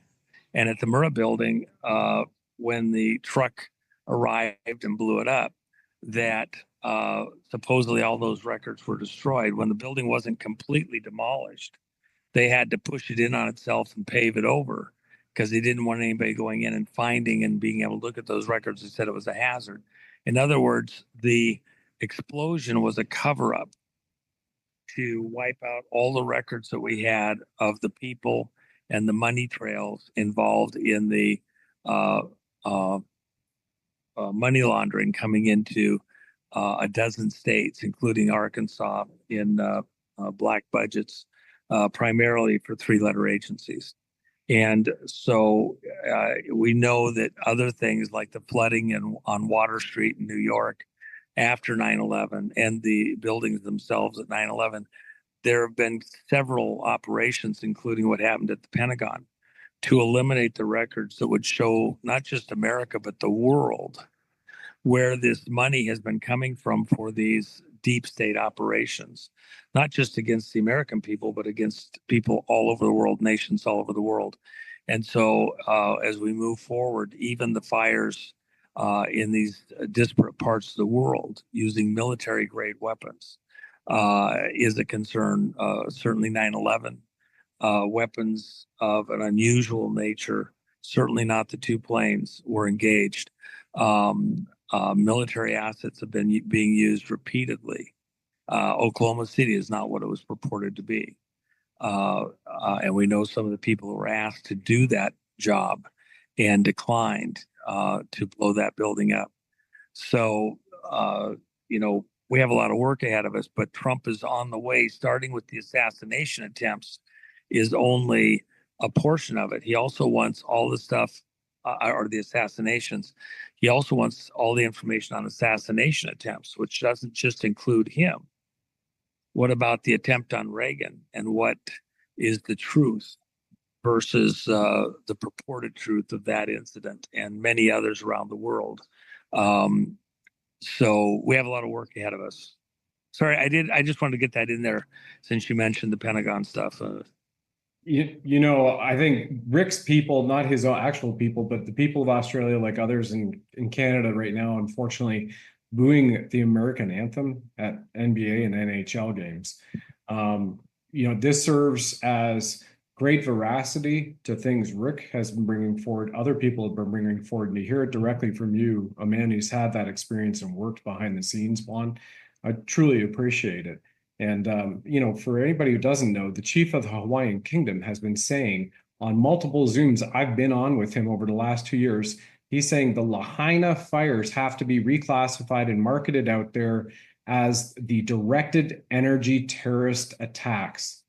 That's the chief of the Hawaiian Kingdom. Moana's side right now. Directed energy terrorist attacks. That's the chief of the Hawaiian Kingdom saying that this is what has happened here. So, it's the sci-fi, unfortunately, is mainstream, but it's up to us to keep it mainstream as well now, because this is truth in plain sight of this complete, eradication and extinction level events still continue to go on against mankind. Anyway, it's very, very, very clear in all of these fires to anybody who has a few grains of honesty in them that they're not natural or normal. We have numerous experts that handle these types of things for a living, and they've all said no, this is not a normal fire. These are military grade weapons. Yeah. But to get to the bottom line will require that we get some type of executive assistance. The only person that can actually authorize the types of investigations that are required here and to deploy investigators with the proper information and tools and access is going to be in a military environment. You can certainly have policing agencies involved, but the actual authorities to go and look in the right places is going to have to also include military. And so that's the commander-in-chief, which Trump can do. And again, just like with the assassination files, no judge could order the files released. They were secured under executive authorities. So the only person actually in a position, because of national security, to order the investigations and then the release of those files is in fact the president or commander-in-chief. And so I put what happened at Maui and in California and in these other locations, Australia, Canada, and other nations around the world, actually several hundred of these directed energy attacks now. The only person that can authorize that, and by the way, our satellite systems see these with perfect clarity. There's nothing hidden here. We have unbelievable capability to track and monitor not just that these attacks are happening, but the origins of the platforms from which these are being conducted. So with that in mind, we have to look at these attacks on the rest of our citizenry between these different countries as acts of war and in the same classification as trying to decapitate the leadership of a country with these assassination attempts. These are assassinations of American citizens, Australian citizens, Canadian citizens who happen to be in the way of these people possessed by a Nero spirit. These operations that are the, Nero type operations seeking to destroy these main hubs and reinvent them for their demonstrator projects for their new world order type of a direction that they want to go. All right, so those were out of order. We watched part 2 first, then part 1. Before I put on the next episode, though, I just want to say a couple of things. When I started this show 10.5 months ago, I think at first I struggled with a bit of envy at other people's success, and not so much, not because I wanted to be seen and have numbers. I mean, everybody wants to be successful to an extent, but I wanted to be successful in the mission of trying to help people grow, to learn, to awaken, and to spread love and kindness, and how to keep your positive energy up and your negative energy low. And in a lot of ways, I still feel like I've failed at that mission. I've got a great group of people here, and I'm sure a lot of YouTube people say their audience is great, but you guys have been incredibly kind and wonderful and loving, and I still feel like I need to take things up a notch. I've reached out to a lot of people to do interviews on the show, and I don't expect anyone to jump at it right away. You've got to put in the time and work, and obviously, if you're going to spend time doing an interview, you want to do it where you can reach a large audience, which I still just don't have. But in some sense, I wish they would just say that, like with Juan, as people said, he's not doing any new shows, which, maybe he wasn't at the time. In a way, I wish they just said, Jack, your show's just not big enough yet. And I get it. I really do get all of it. But there's still this tiny little part of me that feels like it still thinks about the past, where a lot of people do not like me. I have a hard, I'm a hard friend to make. A lot of people aren't keen to make friends with me. And it was that way when I was little, and I never understood why. I had these friends, and their parents seemed to never like me, and I was quiet, but I never knew what it was, really.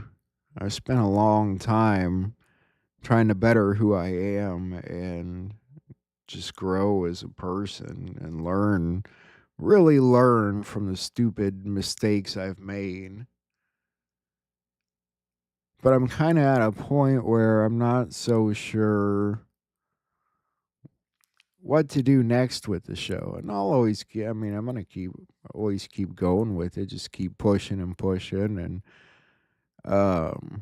learning little things along the way to try and make it better. Things have changed big time since I went to school for TV broadcasting and stuff. The technology changes fast. It's cool. There's great technology now. And in a way, all this stuff we're learning about how the future is going to change, I really like doing it in a way where we don't even have to focus on the political side of it. Because what is politics? Politics really is just the swamp. And there's so many more aspects of it that it just doesn't matter. The camera keeps going light and dark, light and dark. I don't know if you guys are seeing that or if it's just on my screen. But if you guys have suggestions, I wish I knew what to do. Wish I could hire as a helper. Reach out to people and organize my files for me. I'm starting to run out of storage finally. I've tweaked everything to make room for storage, kept all the intros and Trump clips. I've got a hell of an archive, but I'm starting to run out of room finally. Anyway, I really do and always have very much appreciated what Juan does. Whether or not you always agree with him or he's right or you like who he is, just as a person who sits down for a little bit every day to teach us some things, in that sense, I think he's really good at it. And there's no way I could say I haven't learned anything from him, because I've learned a lot from him. And I've learned things from other people out there, but there's also a lot of fake stuff out there that people just get caught up in. It really does take away from our message, and it's meant to confuse you, to divide us. And I've tried really hard not to care too much about that little stuff lately. I'm confident where we're going as a country, as a world, very much like what Ricardo Bosi was saying there. I do think we've got a lot of good days and a lot of growing to do ahead. But ultimately, how do I push a little harder, guys? I feel like I'm running on fumes most days anyway. How do I push a little harder to make this show better? Thanks to Lee and a lot of you guys and an angel in California, the equipment's getting better. But beyond that, I try and there's so many YouTube channels where they take like one of the videos I would show here, and the whole episode they do is about that one video, maybe 15 or 20 minutes. I don't know. I could do that. I just never really wanted to do that. But we really can. We really, really can leave the world better than we found it. We are doing that. We're going to do that. And it's not just Trump's job. It's not just the alliance's job or the military. It really does require every single one of us, at the very least, to change how we think about things, how we perceive things, to realize that we've been in an ocean of lies our entire lives, and to be willing to be open to the people trying to give us the truth, the reality of our situation. At the very least, it requires people to do that, and a lot of people are. I'm not saying people aren't doing that.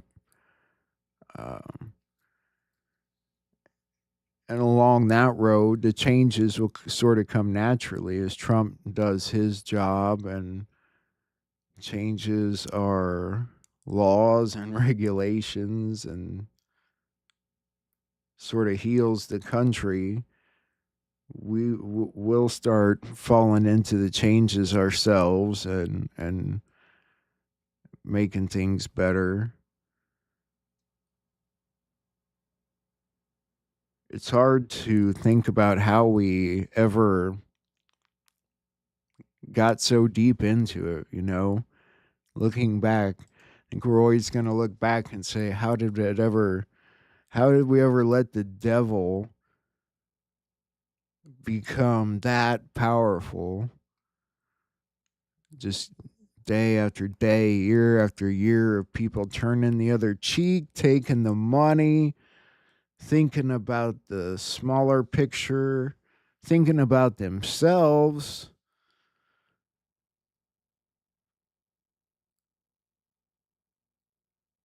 all that has to change because we can't let it happen again. Our kids are already the first generation of people growing up in this weird time that we live in that I really couldn't imagine being a child during this time. It's always been confusing on that level, or knowing what to tell your children. I'll never forget the day my daughter asked me what 9/11 was.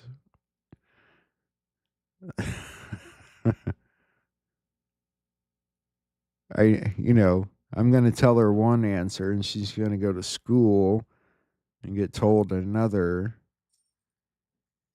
story. And so she's got to toss around her mind, is dad crazy? Is everybody at school crazy? It's terrible that it's become that way. And it still is to some extent. Even as people watch what Trump's doing now, there's still some not willing to accept the other parts of it, or accept that it's real, or just accept that it's going to lead to all these other changes. Or maybe they're just not willing to admit when they're wrong, which is a very important part of life as well.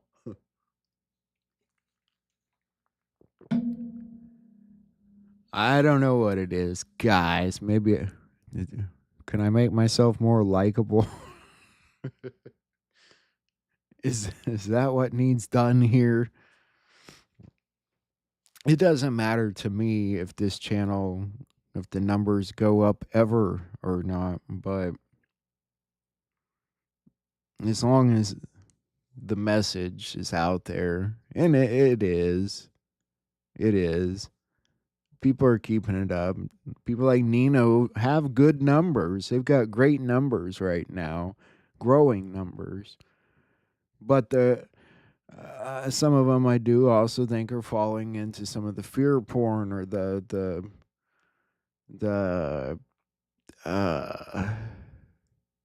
other side of things, where people are trying to glorify pieces of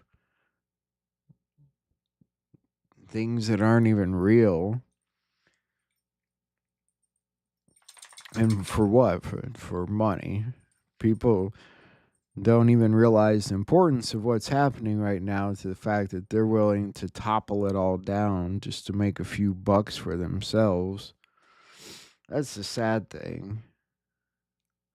Good news is, on my side of things, I can leave my videos up now. I'm pretty sure, between us, that the YouTube algorithms aren't doing anything but copyrights anymore.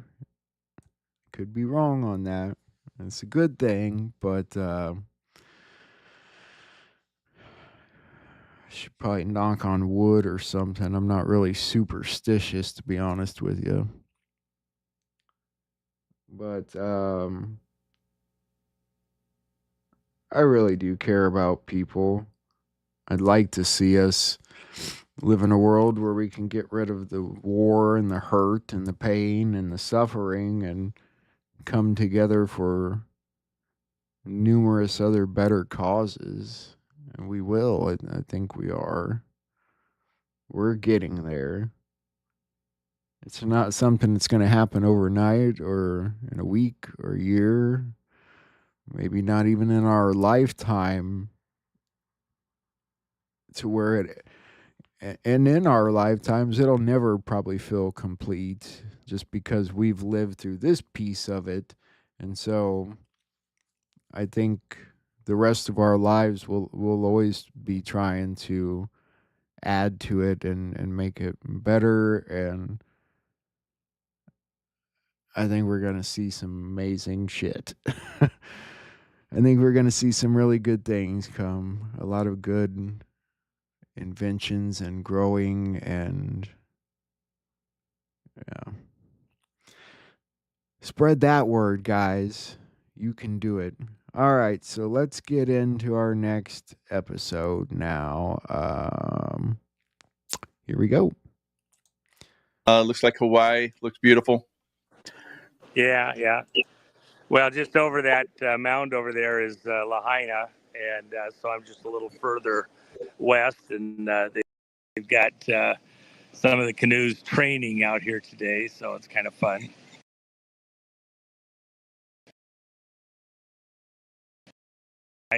Wow.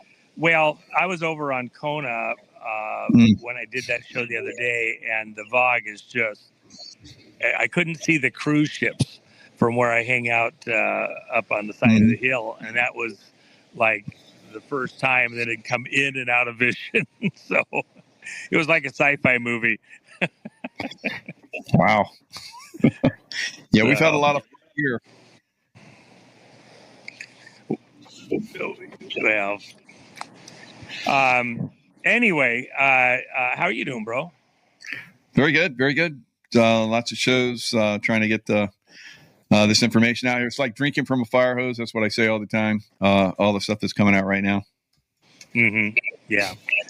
Well, as it's intended to be. I mean, think of, I've said it even to your audience a number of times.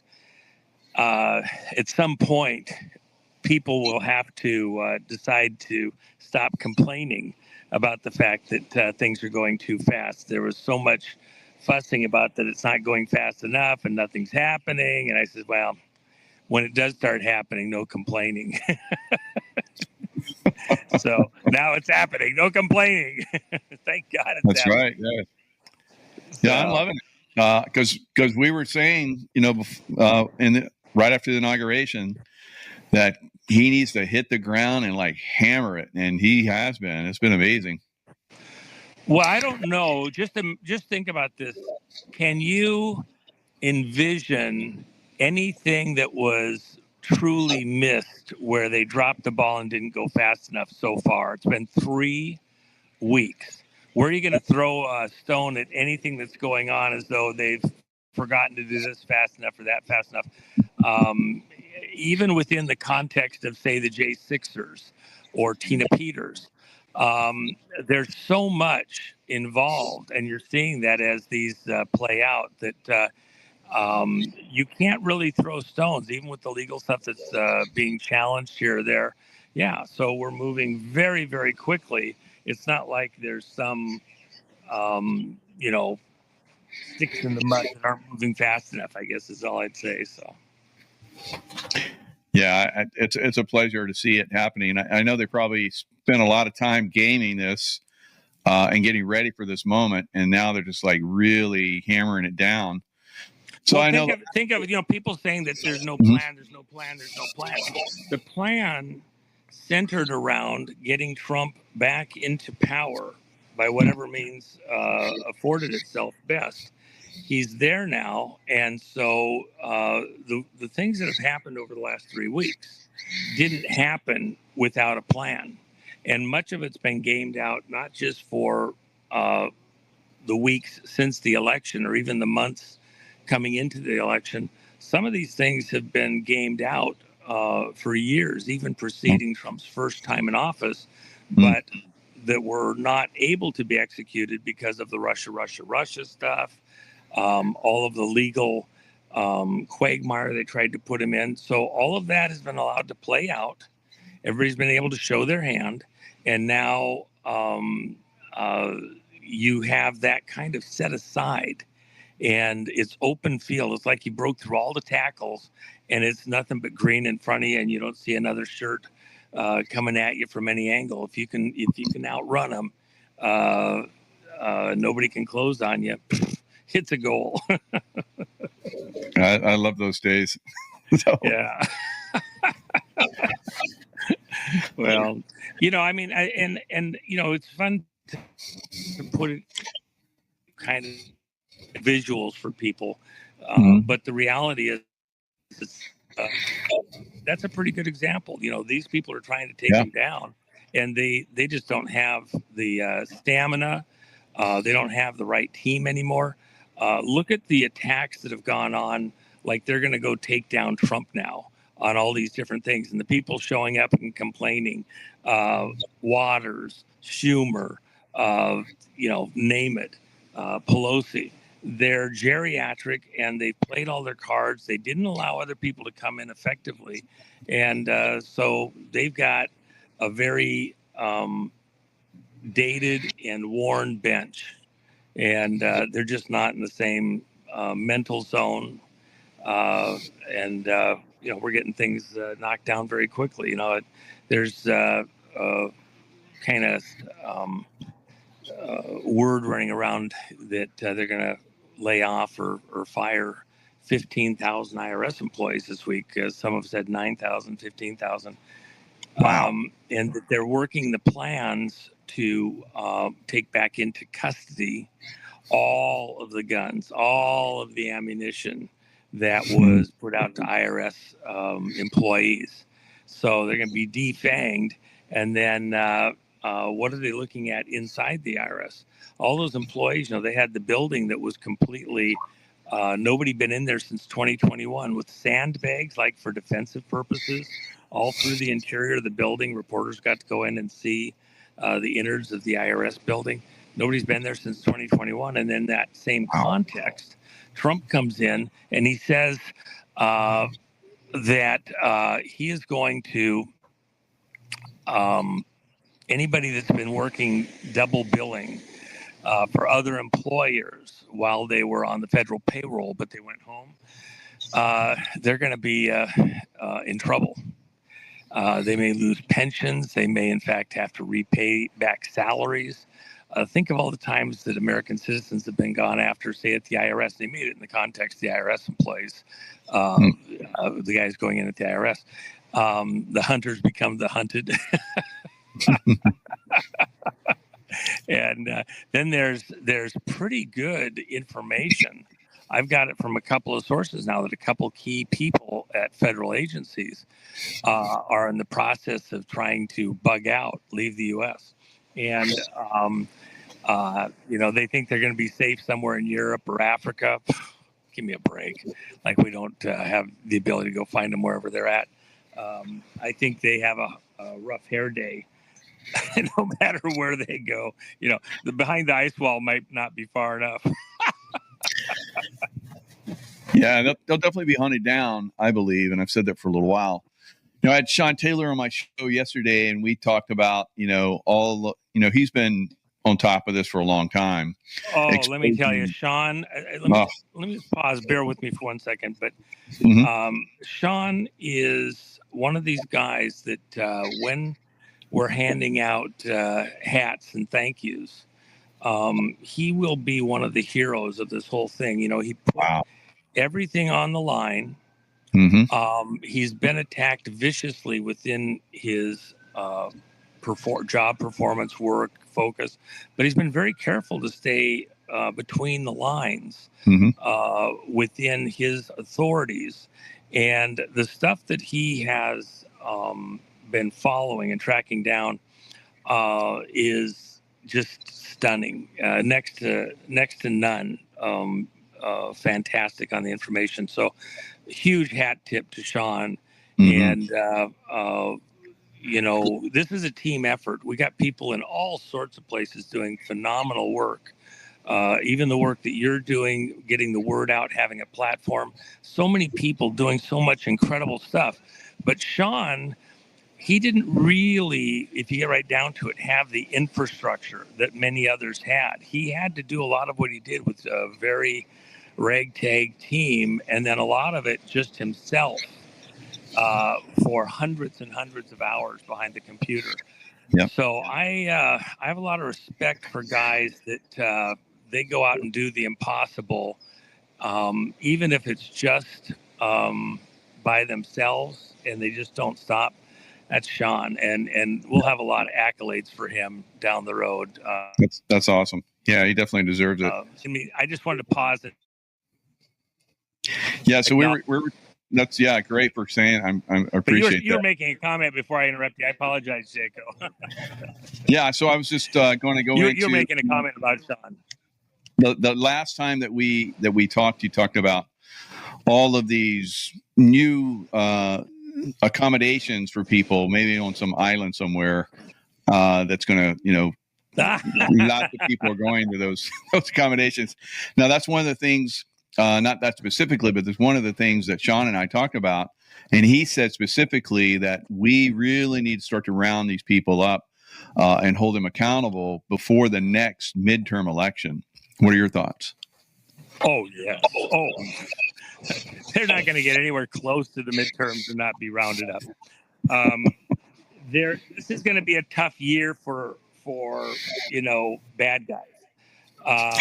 Think of how fast Trump has gone so far just to clear out the federal registries and things like that. Look at various laws. And by the way, let's think about this for a second. I got one thing. Okay. I got to give credit where credit is due. So one of the people that listens to your show sent a comment to me through channels, and I got the comment, and he says, "You know what Trump should do?" Well, I get this kind of a comment all day long. You should tell him do this, do that, do something. But I thought this one was so choice. You know how they put the pictures of the governor and the mayor and everybody on the wall and the president on the wall, and Trump's been doing all these swearing ins in front of Reagan's image there in the White House in the Oval Office. He's got Reagan, a huge picture there. He swears all these people in there. So, but this listener had this idea. He says, "You know what Trump should do? For his official picture in all the offices, all the federal agencies across the country, he should have as his picture the frowning mugshot."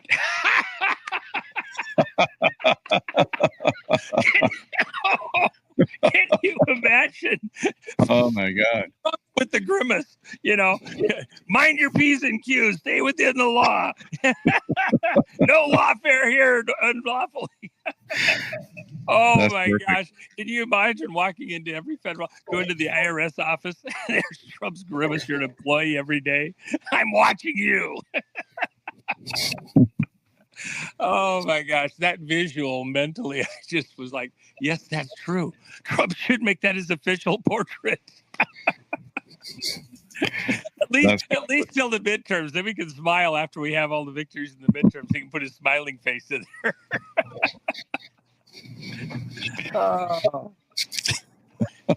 I think I should have Jen do an oil painting of Trump's mugshot, and that could be the official. She could be the artist that puts the official mugshot out there. But anyway, I mean, and even on the mugshot, I got to be honest with you, that doesn't just happen. I guarantee you, Trump had to sit in front of the mirror and practice that at least a few different times to get that down right, get just the scowl just right on his face to make sure they're going to get a picture. They're going to get one that's going to be remembered forever. And they did. I mean, I'm telling you, he pulled it off. Oh, shit. They didn't have to ask him twice. Oh, that one wasn't good. Let's take another one. It was probably worse the second and fourth time. Oh, my gosh. I love it. But anyway, I think that if you think about a parting shot too, is all these federal employees having to leave, the last visual they have in their office building is they're walking out the door, Trump grimacing. And by the way, did you see what's happening to property around Washington D.C.? Oh yeah, they're bailing. They're bailing. I mean, the listings for houses for sale. And then the problem for them all is with so many being listed all at the same time, the prices, I mean, it's a buyer's market if you want to go buy there. I mean, I don't know if it makes sense, but it's a buyer's market for sure. And I had friends that were moving to D.C. because one of them got appointed to a federal position. So they were kind of hand-wringing, gosh, I mean, it's so hard to rent. It's so expensive. And I said, what are you talking about? Crazy? And this was back in November. They had already been promised a position. And I said, yeah, but when you get ready to move there, don't even buy anything till like March. Just stay at a hotel until March or so. And that's when prices are really going to start to get pretty good. And so, I agree. my chicken here just showed up. I gave him a grape earlier. Now he's not going to go away forever. He's your buddy. But anyway, yeah, he is. He was on my lap a minute ago, and I was like, no, I don't need Wow. rice. One grape, man. They can be. It's like a Democrat chicken. Okay, it just took one grape.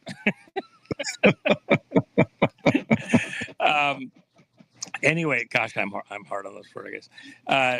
But the house prices plummeting because so many houses on the market, and then the ones that aren't plummeting, the people are like, well, maybe it'll get better, or Trump's people will show up. Now Trump's moving agencies all over the country, and he's going to continue to do so. So how are they going to get this solved in any convenient short period of time? It's not going to happen. So it's going to be a buyer's market for quite a long time, and then those people aren't going to get the big bucks they were looking for. So even whatever they get, they better take to it while they can, because I think those prices are going to continue down. I had a long talk with somebody out of Chicago earlier today, and it's the same thing there. And of course, that was heavily favored within the Democrat ranks with Obama there and all that.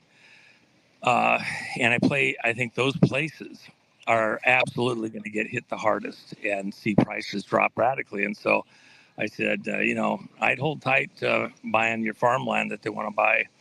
Give this a chance to wash out. I think you see some of these prices in these heavily favored liberal areas come down quite a bit. And then the banks issues, we haven't even gotten to the bank issues. Think about this. And this is what I was trying to, people were asking me, and what do I think? And I've talked about this for quite a while with what's going to happen within the money supply and things like that within prices. And, you should have silver and gold and all this other stuff. Okay, let's just we're all adults here. So let's have an adult conversation for a minute or two.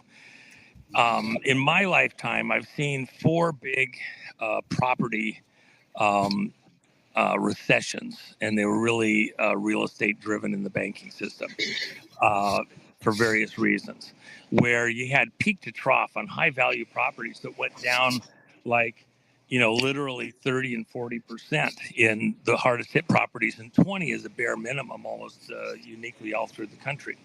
So right now you have, like in a region, you might have a big employer, aerospace company or computer company or something like that, and they lay off, maybe they have a 50,000 workforce and they lay off 10 or 15,000 employees. Huge impact in the region. McDonald's doesn't sell as much. The people that go out and do concrete work and build houses and roads, they all get hit. That all runs downhill. With what Trump's doing with gleaning out all of the, really parasites, the excessive federal positions and contractors and the money flow and USAID, as he does that, it's like drilling holes in the foundation of this federalist camp. All the people and contractors that benefited from just the money flowing crazily, that really was bleeding America out. And so, like a tourniquet, he's cut off the flow completely. And when you apply a tourniquet, you might let a little bit of blood flow. You don't want to kill the limb necessarily, but you have to get something under control because you're bleeding out. It's not that the leg is bad, but you've got an injury in there that has to be brought under control. You want to keep the limb alive, but you want to choke off the area where there's some horrible damage. And while you're trying to get to it, you got to, save the whole body by having a tourniquet to limit that blood flow. That's really what's happening. They've cut off the blood flow to a lot of these liberal operations, these veiled operations that are bleeding out the body politic. Enough go in various ways to keep everything alive while they sort through what's legitimate and what is, false, illegitimate, crazy. And so it might be that we see 15,000 IRS workers going away this week. Shoot, you got 250,000. He said he wanted to reduce stuff by half. In that particular agency's case, we're going to shut them down. Now, there'll be plenty, as the country resets and gets business going again, you're still going to need bookkeepers. You're still going to need people that understand sound finance and bookkeeping and like that. Those people will be fine. And the ones that get on the right side of history will be fine. But the ones that were just they're part of an agency that's lawless and unlawful in the way that it works through, that's just going to get shut off. And so some of those people will be able to get jobs over helping doing the tariff stuff and other things. Other ones that were a little happy to be going after other Americans, there won't be a place for them. We won't have need of their services. So it's going to be fun to watch as this plays out. And but plenty of other agencies where there's paring back. Do we need 4 light bulb changers, or do we need one guy with the ladder? The other 3 holding the guy up and then turning in a circle underneath him to turn the light bulb into place. Literally, these silly things within the federal operations are going to get pared back to something more appropriate. So if you're in an agency who does really legitimate, valid, important work, maybe you lose 10 or 15 or 20% of your workforce. If you're in an agency that is just enforcing rules about rules to keep the cash flow going. I remember one of the big cities where Starbucks is at, they decided that the Starbucks brewing system, where they have the heat the water up and then run it through the coffee grounds to make coffee, that's a boiler. And so some people got to the politicians in that city and said, hey, this is a boiler and they're dangerous. They can blow up. That's why we have boiler inspections and the Boilermakers Union to, help monitor these and make sure that they meet code and everything else. So they were going to institute this, several $1,000 license. And then you had to have your boilers at the coffee shops all around this city inspected. It was going to be a demonstration project in this one city. And then they were going to, spread it out to cities all across the country. So they're going to prove how important this was. It was a cash cow for cities. And they were going to generate hundreds and hundreds and hundreds of thousands of dollars of new revenue by inspecting all the boilers at all the little coffee stands in their jurisdiction, and be a training model for other jurisdictions to do the same. Okay, let me ask you a question. In the entire time since Starbucks became a thing and all the other coffee places became a thing, how many times have you heard of a water boiling system at the coffee shop blowing up and hurting anybody, let alone killing them?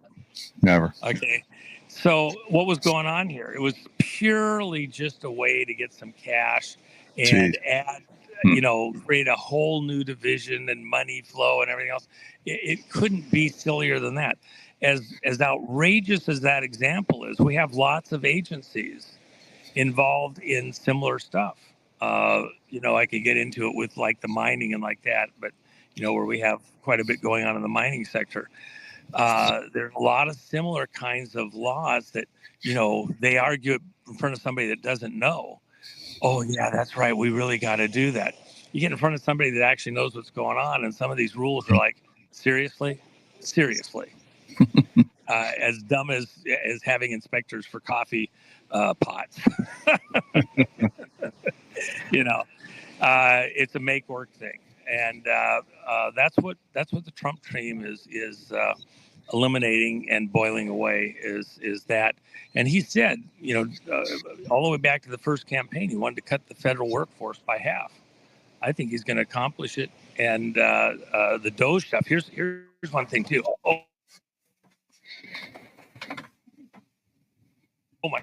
There's my chicken. He's still here. I wish I had more grapes for him. Already ate them all. Sorry, bro. on the Doge thing. Okay, so a lot of your listeners have heard that Doge is illegal and it's unconstitutional, and having a department for excellence and getting that under control. It's not legal. We're going to win in court. Trump's going to get his head handed to him on a plate. It's not going to stand. Okay. You know who put that whole thing together? It wasn't Trump. It was Obama. It's Obama. Yeah. All of his team put that whole thing together. All Trump did was rename it. But the actual orders that allow for it to exist, all the stuff that's going on there. And if somewhere in there a judge decides that the way that the Doge system was created and implemented is illegal and has to stop, you know what else you have to get rid of that's under the same type of executive order? Department of Energy. Oh, nice. You have to get rid of the CIA. You have to get rid of the FBI. Oh, You my have to God. get rid of IRS. All of them. So let them go to court and argue that and win. Ooh! Gosh, that's so horrible. Elon is out. Doge is out. Yeah, and we also wiped it. It's like having a chess game and somebody comes in and just wipes off all the pieces on the board. You're not playing fair. Well, it's the rules. You said it doesn't, you can't play it. Oh my that would gosh. be fantastic. Yeah. Yeah, there's no plan. There's no plan, by the way. There's no plan. Yeah.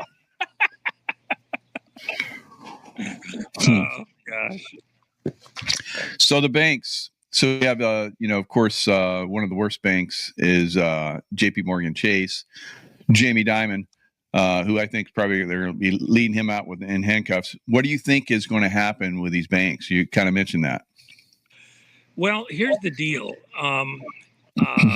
We're looking, as soon as you get to the IRS, think of all the reporting stuff. Now, I've got some folks that I actually threw some money at their project some time back, and they're getting ready to file something on, I don't want to say exactly, because I don't want to give it away too much, but a certain reporting thing that is really unconstitutional, without basis, blah, blah, blah. So they're getting ready to go after that. And I actually think that the banks are going to not do the suit. It's been for the benefit of IRS and federal reporting agencies and anti-terrorism, all sorts of things. But at the end of the day, the ones that will benefit the most would be the banks to not do it. Before they would maybe enforce this particular rule, based on the fact of intimidation, they're going along with federal agencies. At this point, without any support there, and they have a huge expense, I think the banks become the best buddy in making it so this particular reporting feature goes away. And with it, one other thing that would happen is the games being played with the debanking stuff. When I was with Nigel Farage last summer, one of the things that he wanted to talk about was the whole debanking thing. We were talking about other stuff, but he raised it and talked about it quite a bit. Yeah. Debanking of conservative players going on throughout the Commonwealth and other countries besides what's going on here in the U.S. And I think with this particular lawsuit that we would eliminate the games being played there. So, and for the banks, think of it this way.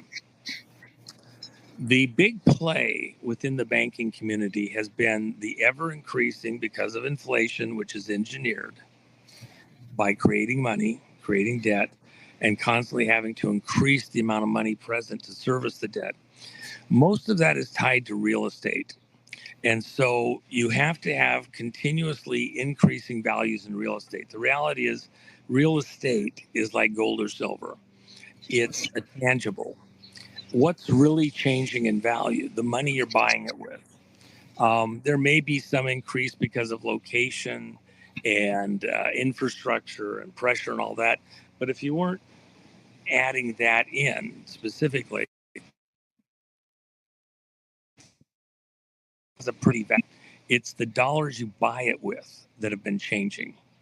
And an easy comparison that's been out there for a long time people use is that With a $20 gold piece in the 1800s, late 1800s, you go into San Francisco and buy the finest suit in San Francisco with a 20-ounce gold piece, or $20 gold piece, which is 1 ounce at that time in the 1800s. As gold prices have changed and gone up, imagine today a gold coin, it goes for around 3,500, even though gold spot price is down there at 29 something right now. The gold coin's up there about 3,500 for American Eagle. You could go into San Francisco again today and buy the finest suit and all the stuff to go with it, and it'd be about that much. You know, you got people who go out and spend 25 grand or something, but that's not what I'm talking about. You know, just a fantastic, tailored, excellent suit. Yeah, it's about $3,500 with shoes and any other gear that goes with it. And so, what changed in value? Was it the gold that changed in value? Was it even the labor? No, the dollars went down in value. It takes more of them to buy the same thing. And it's the same with property for the most part. Even with newer technology and stuff like that, you could use the same comparison with cars, Cadillac from the 50s versus now, cost in gold, etc. And it'll stay relatively consistent. Then you look at, if you're a person that's in the game, you've got a leveraged piece of property. So most people, they're somewhere around 20% down on the properties, and they're taking money from a prior transaction and paying it into the current transaction. Sometimes it's more, sometimes it's less, to get a government grant, whatever. First time buyer, help from the government. But the problem is when you come in and buy that property, if the property's going up in value and the banks anticipate that the trend is going to continue higher, they're pretty loose in making those loans because they can go to the Federal Reserve, bundle a whole package together, and get a bunch of money at cheaper rates. When the property is going down in value or it's very stable, it's not really going up much, the banks watch their P's and Q's a lot closer. And they do this through the appraisers. They'll have private advisory letters, notes to appraisers, and I'll tell them that they want them to cool it on these wildly high appraisals. And so there'll be bank appraisers. There may be other people out there trying to appraise stuff for insurance, other stuff. The bank appraisers, they're the ones that really control the game, and they'll tell them to, you know, ease up, slow down, check the list a little more thoroughly, look at the roof. If it's got one shingle out of place, you need a whole new roof, you know, stuff like that, because they know they could get stuck with the property. So, and then property prices go down because the banks are tightening up. They're requiring higher down payments, better details on their job history and their current employer. And they'll look at the employer. Hey, you know, something's happening in federal jobs. You work at a federal job. We're not sure we want to loan anything to you in your house because we think there's a fair likelihood that your job might disappear. So they're not making loans to those guys easily. The money's not flowing. When the banks slow down on making the loans, then I'm kind of having fun watching the folks learning how to canoe here. Anyway, as the banks tighten up, the property prices cool down. And then if you actually have a dirge of buyers, like what's happening in Washington, D.C. right now, well, they won't make loans unless you got 40% down. And the people that are trying to sell, they're not getting equity out of their loans. They might just be breaking even to get out of the house. They might even have to pay to get out of the house because nobody's buying their houses and they can't afford to make the mortgage payment because they don't have a job anymore. Because Trump's got them laid off or fired and nobody's hiring other positions in the federal market for what they got to offer or other employers. They might even not have their retirement because they got caught double dipping, working other jobs while they were at home, supposedly working for their federal employer, and they weren't actually working. They were sandbagging. So with that in mind, as the banks tighten up, the values of the houses go down. Building new houses when you have an oversupply of houses on the market. Who's building new houses when there's cheaper houses on the market than you can even build for? That slows down the velocity of money radically. And I'm just telling you, I believe that's what is about to happen again for the fifth time in my lifetime that I could understand, observe, and watch. And so it's going to be very tough. And then in that environment, dollars become more dear. But even more so, what the Biden team did was they printed dollars into this situation heavily. And a lot of those dollars are out there still roosting around various places. They're going to get spent. And you'll see a surge of dollars for a bit of time. And then it's going to just suddenly appear to dry up a lot. So dollars will be tight. Anything, gold and silver will actually be tight for various reasons and see the price go up. People are going to need that money for loans to bridge through. And they're going to be dangerous loans, by the way. Think twice, think 10 times. Think like a pawn shop. They won't loan you, but 60% of value or something if it's really something good. Okay, even if it's like gold or silver, they don't give you the whole Marianne. So you have to be on your game about what's coming up. There's going to be a window here where people holding tangibles are going to be fine. If you have property and it's fully paid for or nearly paid for, probably not the time to sell. You just ride it through and let things stabilize and come out the other side, as long as it's paying its own way and you're not upside down or something. How long is it going to take for this to get flushed into the system? Well, what Trump's doing is accelerating this. Instead of slowly bleeding this out over the next couple of years, the triage here is to cut the flow off completely and throttle it enough to keep these various limbs alive, to keep federal government, functional, alive, but not necessarily running sprints, okay, while we close off these gaping holes where we're bleeding out. And I think that's, so where are the banks? The banks are probably going to tighten up radically. And it'll be not even because they want to. They're going to have extra scrutiny going on inside the banks. Their accountants are going to be explaining themselves a lot more within the banks. Who was getting the loans? What were the criteria for some of these loans? Were others not getting loans because of some kind of redlining within the conservative versus diversity community? There's going to be a lot of explaining to do, and that's going to take probably in the very shortest window, a year to a year and a half, to get sorted through and begin to restabilize. I don't expect things to actually start heading towards some new level of parity until sometime mid 2026 to fall of 2026.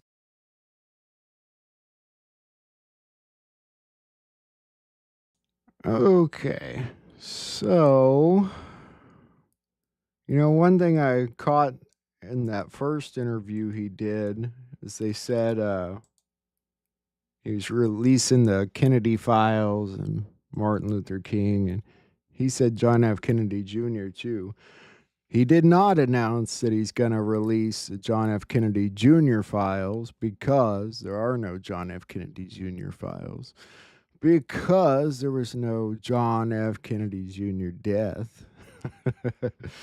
But anyway, it was great interviews. I really have enjoyed the stuff he's been talking about lately. I think he's opened up a little bit because things are changing. The censorship has changed.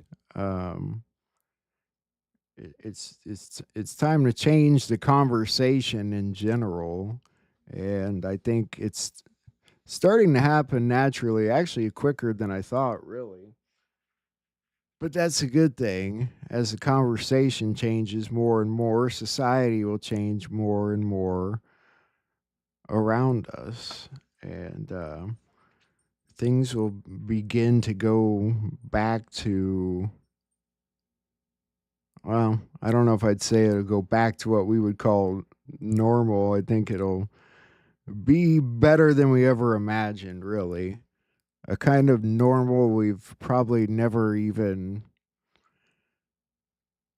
known a tiny bit of in our lifetimes. It's going to be interesting. I'm looking forward to it, and I hope you guys all are too, because it's awesome. Awesome things ahead. I'd like to see what happens with Fort Knox. I think we're going to find out soon. Everything's happening. Who was it that said, was it -48 that said it's going to all start happening so fast, you say it's happening too fast.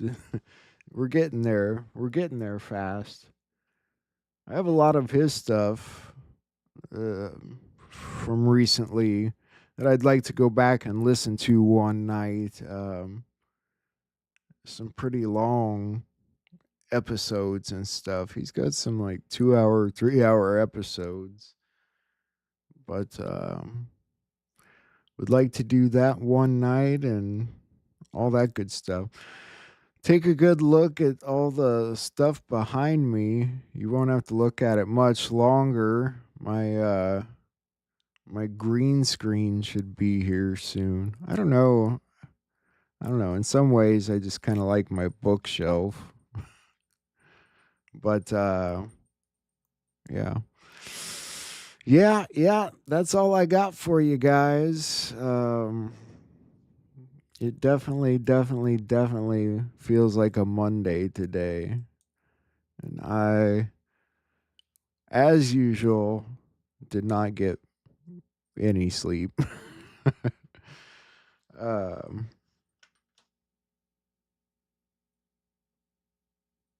Yeah, I think we'll have another full news day tomorrow, so we will see what's happening. I'll take one more look here at my files, make sure I didn't miss anything.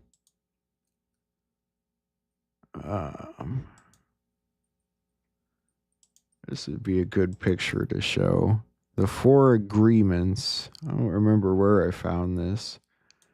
Be impeccable with your word. Speak with integrity. Don't take anything personally. Nothing that others do is because of you. Don't make assumptions. Find the courage to ask questions and to express what you really want. And always do your best. I like that. I don't remember where I found that this morning, but I thought that was cool. I don't know. A good 4 things that all of us should remember, really. I like finding cool things like that. Other than that, the stuff with the gold is interesting. Trump's post was pretty interesting too the other day. He who saves his country does not violate any law. It's interesting. That's a quote from Napoleon, if I remember right. Yeah, I guess so. He's wearing the Napoleon outfit too. What do you guys think of that? He who saves his country does not violate any law. That's a tough one, but I'm more wondering why he posted it. What's the message he's trying to get at? Oh gosh, I look terrible today. My eyes are all poofy. I need to sleep. Yeah.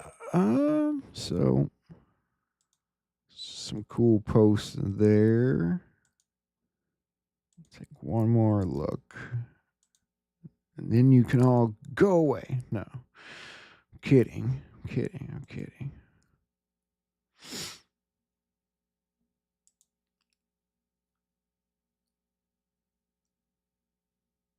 I still don't get this Social Security thing. These are the weirdest numbers I've ever seen in my life. 695 people from 180 to 189. 448. One, either it's real and we really have people living this age, call me crazy, or there's one hell of a scam going on here, but I still don't get it. You know, I'm not claiming to be the smartest person by any means, but if you were going to run a social security scam and send money to people that don't exist, why would you not just make them in the normal human age range? What do you guys think is going on with that? Please, somebody in the chat, tell me your opinion, because it's the weirdest thing I've ever seen in my life. I don't get it. You know, they're not that dumb. I mean, so what's the story?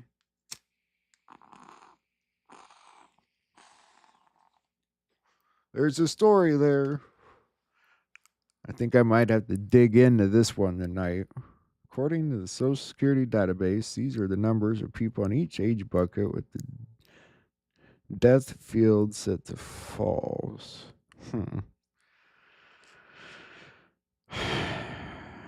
We have one person between the age of 360 and 369. I mean, seriously?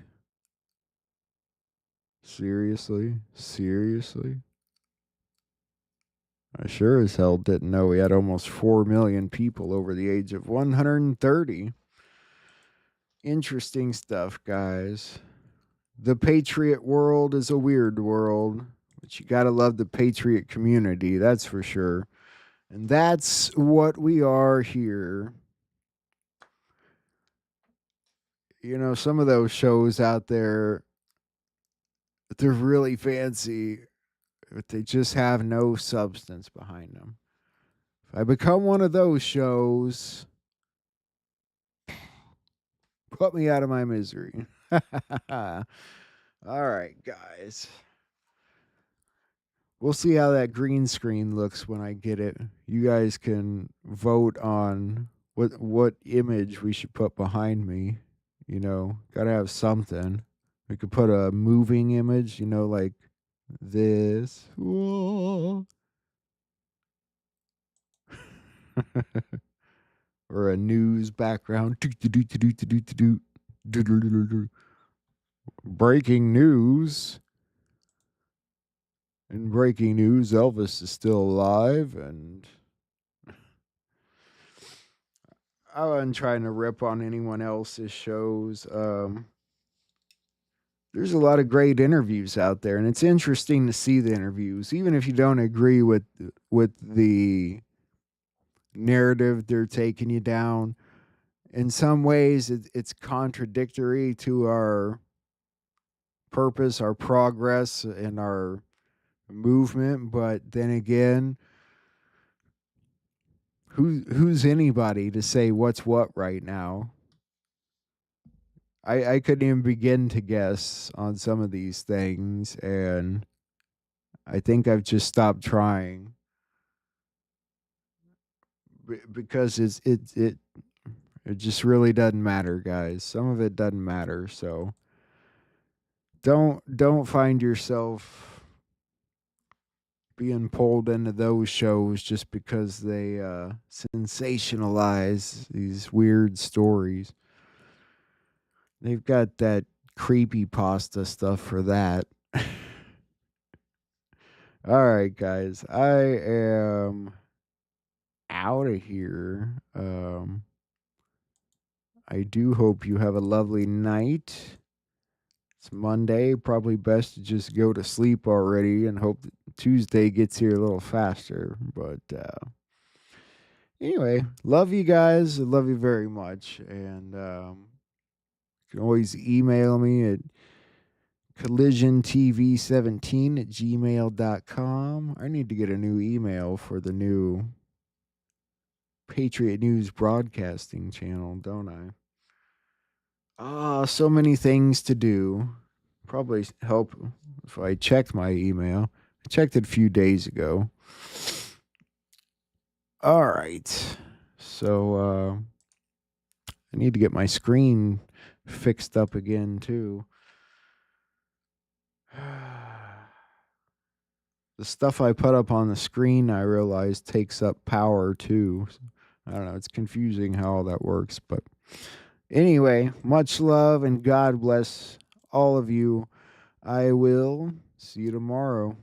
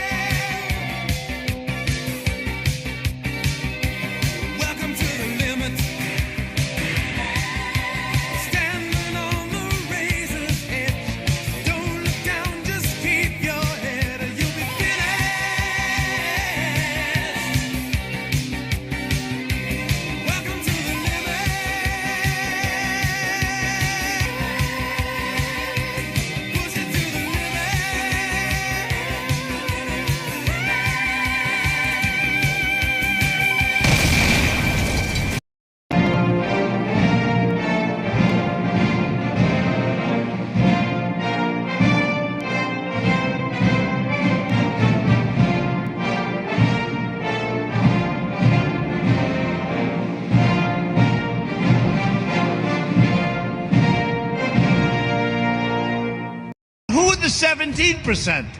Who are they? Who the hell are the 17%? Anybody in here from the 17%? Don't raise your hand. That may be dangerous. 17, 17, 17, 17, 17, 17, 17, 17, 17, 17, 17, 17, 17, 17, 17, 17, 17, 17, 17, 17, 17. So I think I might have been in Washington 17 times in my life.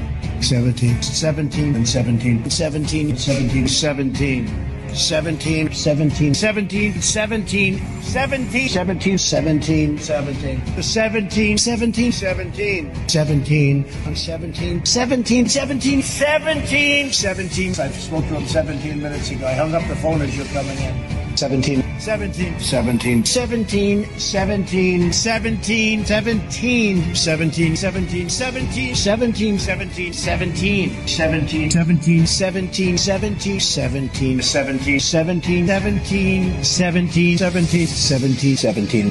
So you had 17 Republicans plus me. 17, 17, 17, 17, 17, 17, 17, 17, 17, 17, 17, 17, 17, 17, 17, 17, 17, 17, 17, planning it for 17 years.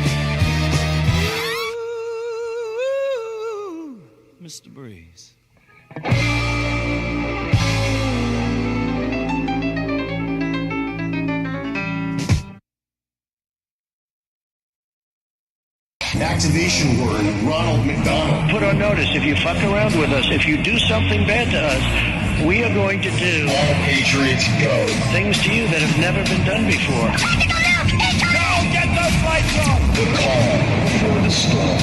Where we go one, we go all. Go! Yeah! All numbers are the same. I'm coming to kill you! Slums of Rio, the homeless and hungry know the truth. Donald Trump, please save me. They have been forgotten. They have nothing! Are you enjoying the show? Refill your popcorn. You'll love this next part. They'll make America great again! Go! I'm Donald Trump, and I approve this. I think it's kind of ironic when you think about the fact that Jesus never said, "Come to me, all who are crushing it and living their best life." No. He said, "Come to me, all who are weary, and I will give you rest." My God will meet you at your darkest. My God will meet you at your lowest. And he designed it that way on purpose. So that way we realize that we need to lean on him to fight the battles we cannot. So if you're discouraged, if you're tired or weary, do not worry. That's exactly how Jesus expected you to come to him. I'll tell you what, my God is undefeated at every battle he's ever fought. So I will place my trust and my faith in him that he will see me through.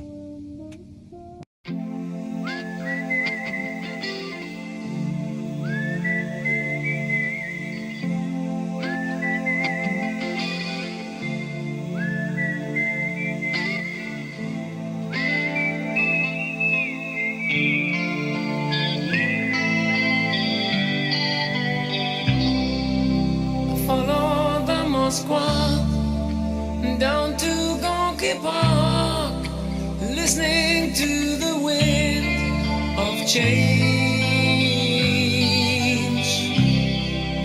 An August summer night, soldiers passing by, listening to the wind of change.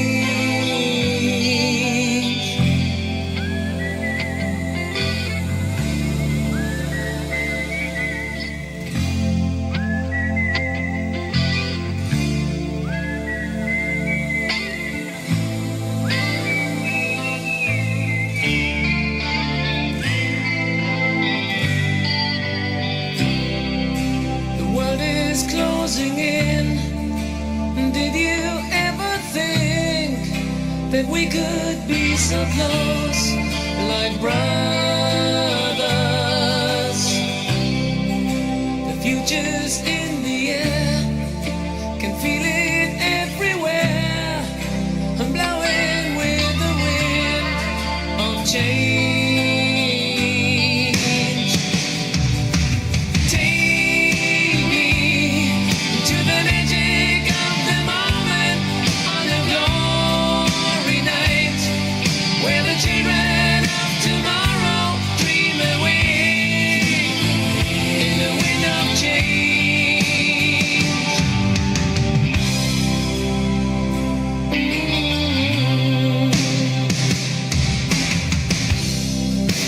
Walking down the street, distant memories are buried in the past forever. I follow the Moskwa down to Gorky Park, listening to the wind of change. Take me to the magic of the moment on a glory night, where the children of tomorrow dream away in the wind of change. The wind of change blows straight into the face of time, like a storm wind that will ring the freedom bell for peace of mind. Play your ballad like I sing what my guitar wants to sing.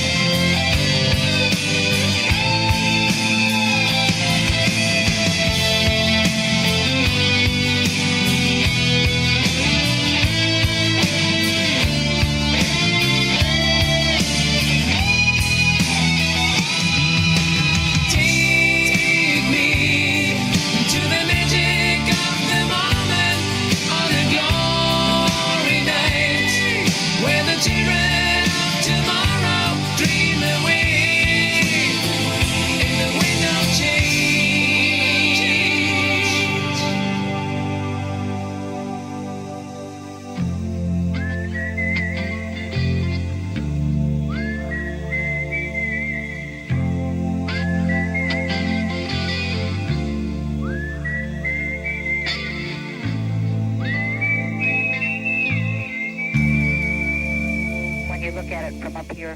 You get an appreciation of our world is a beautiful place and we do need to take care of it.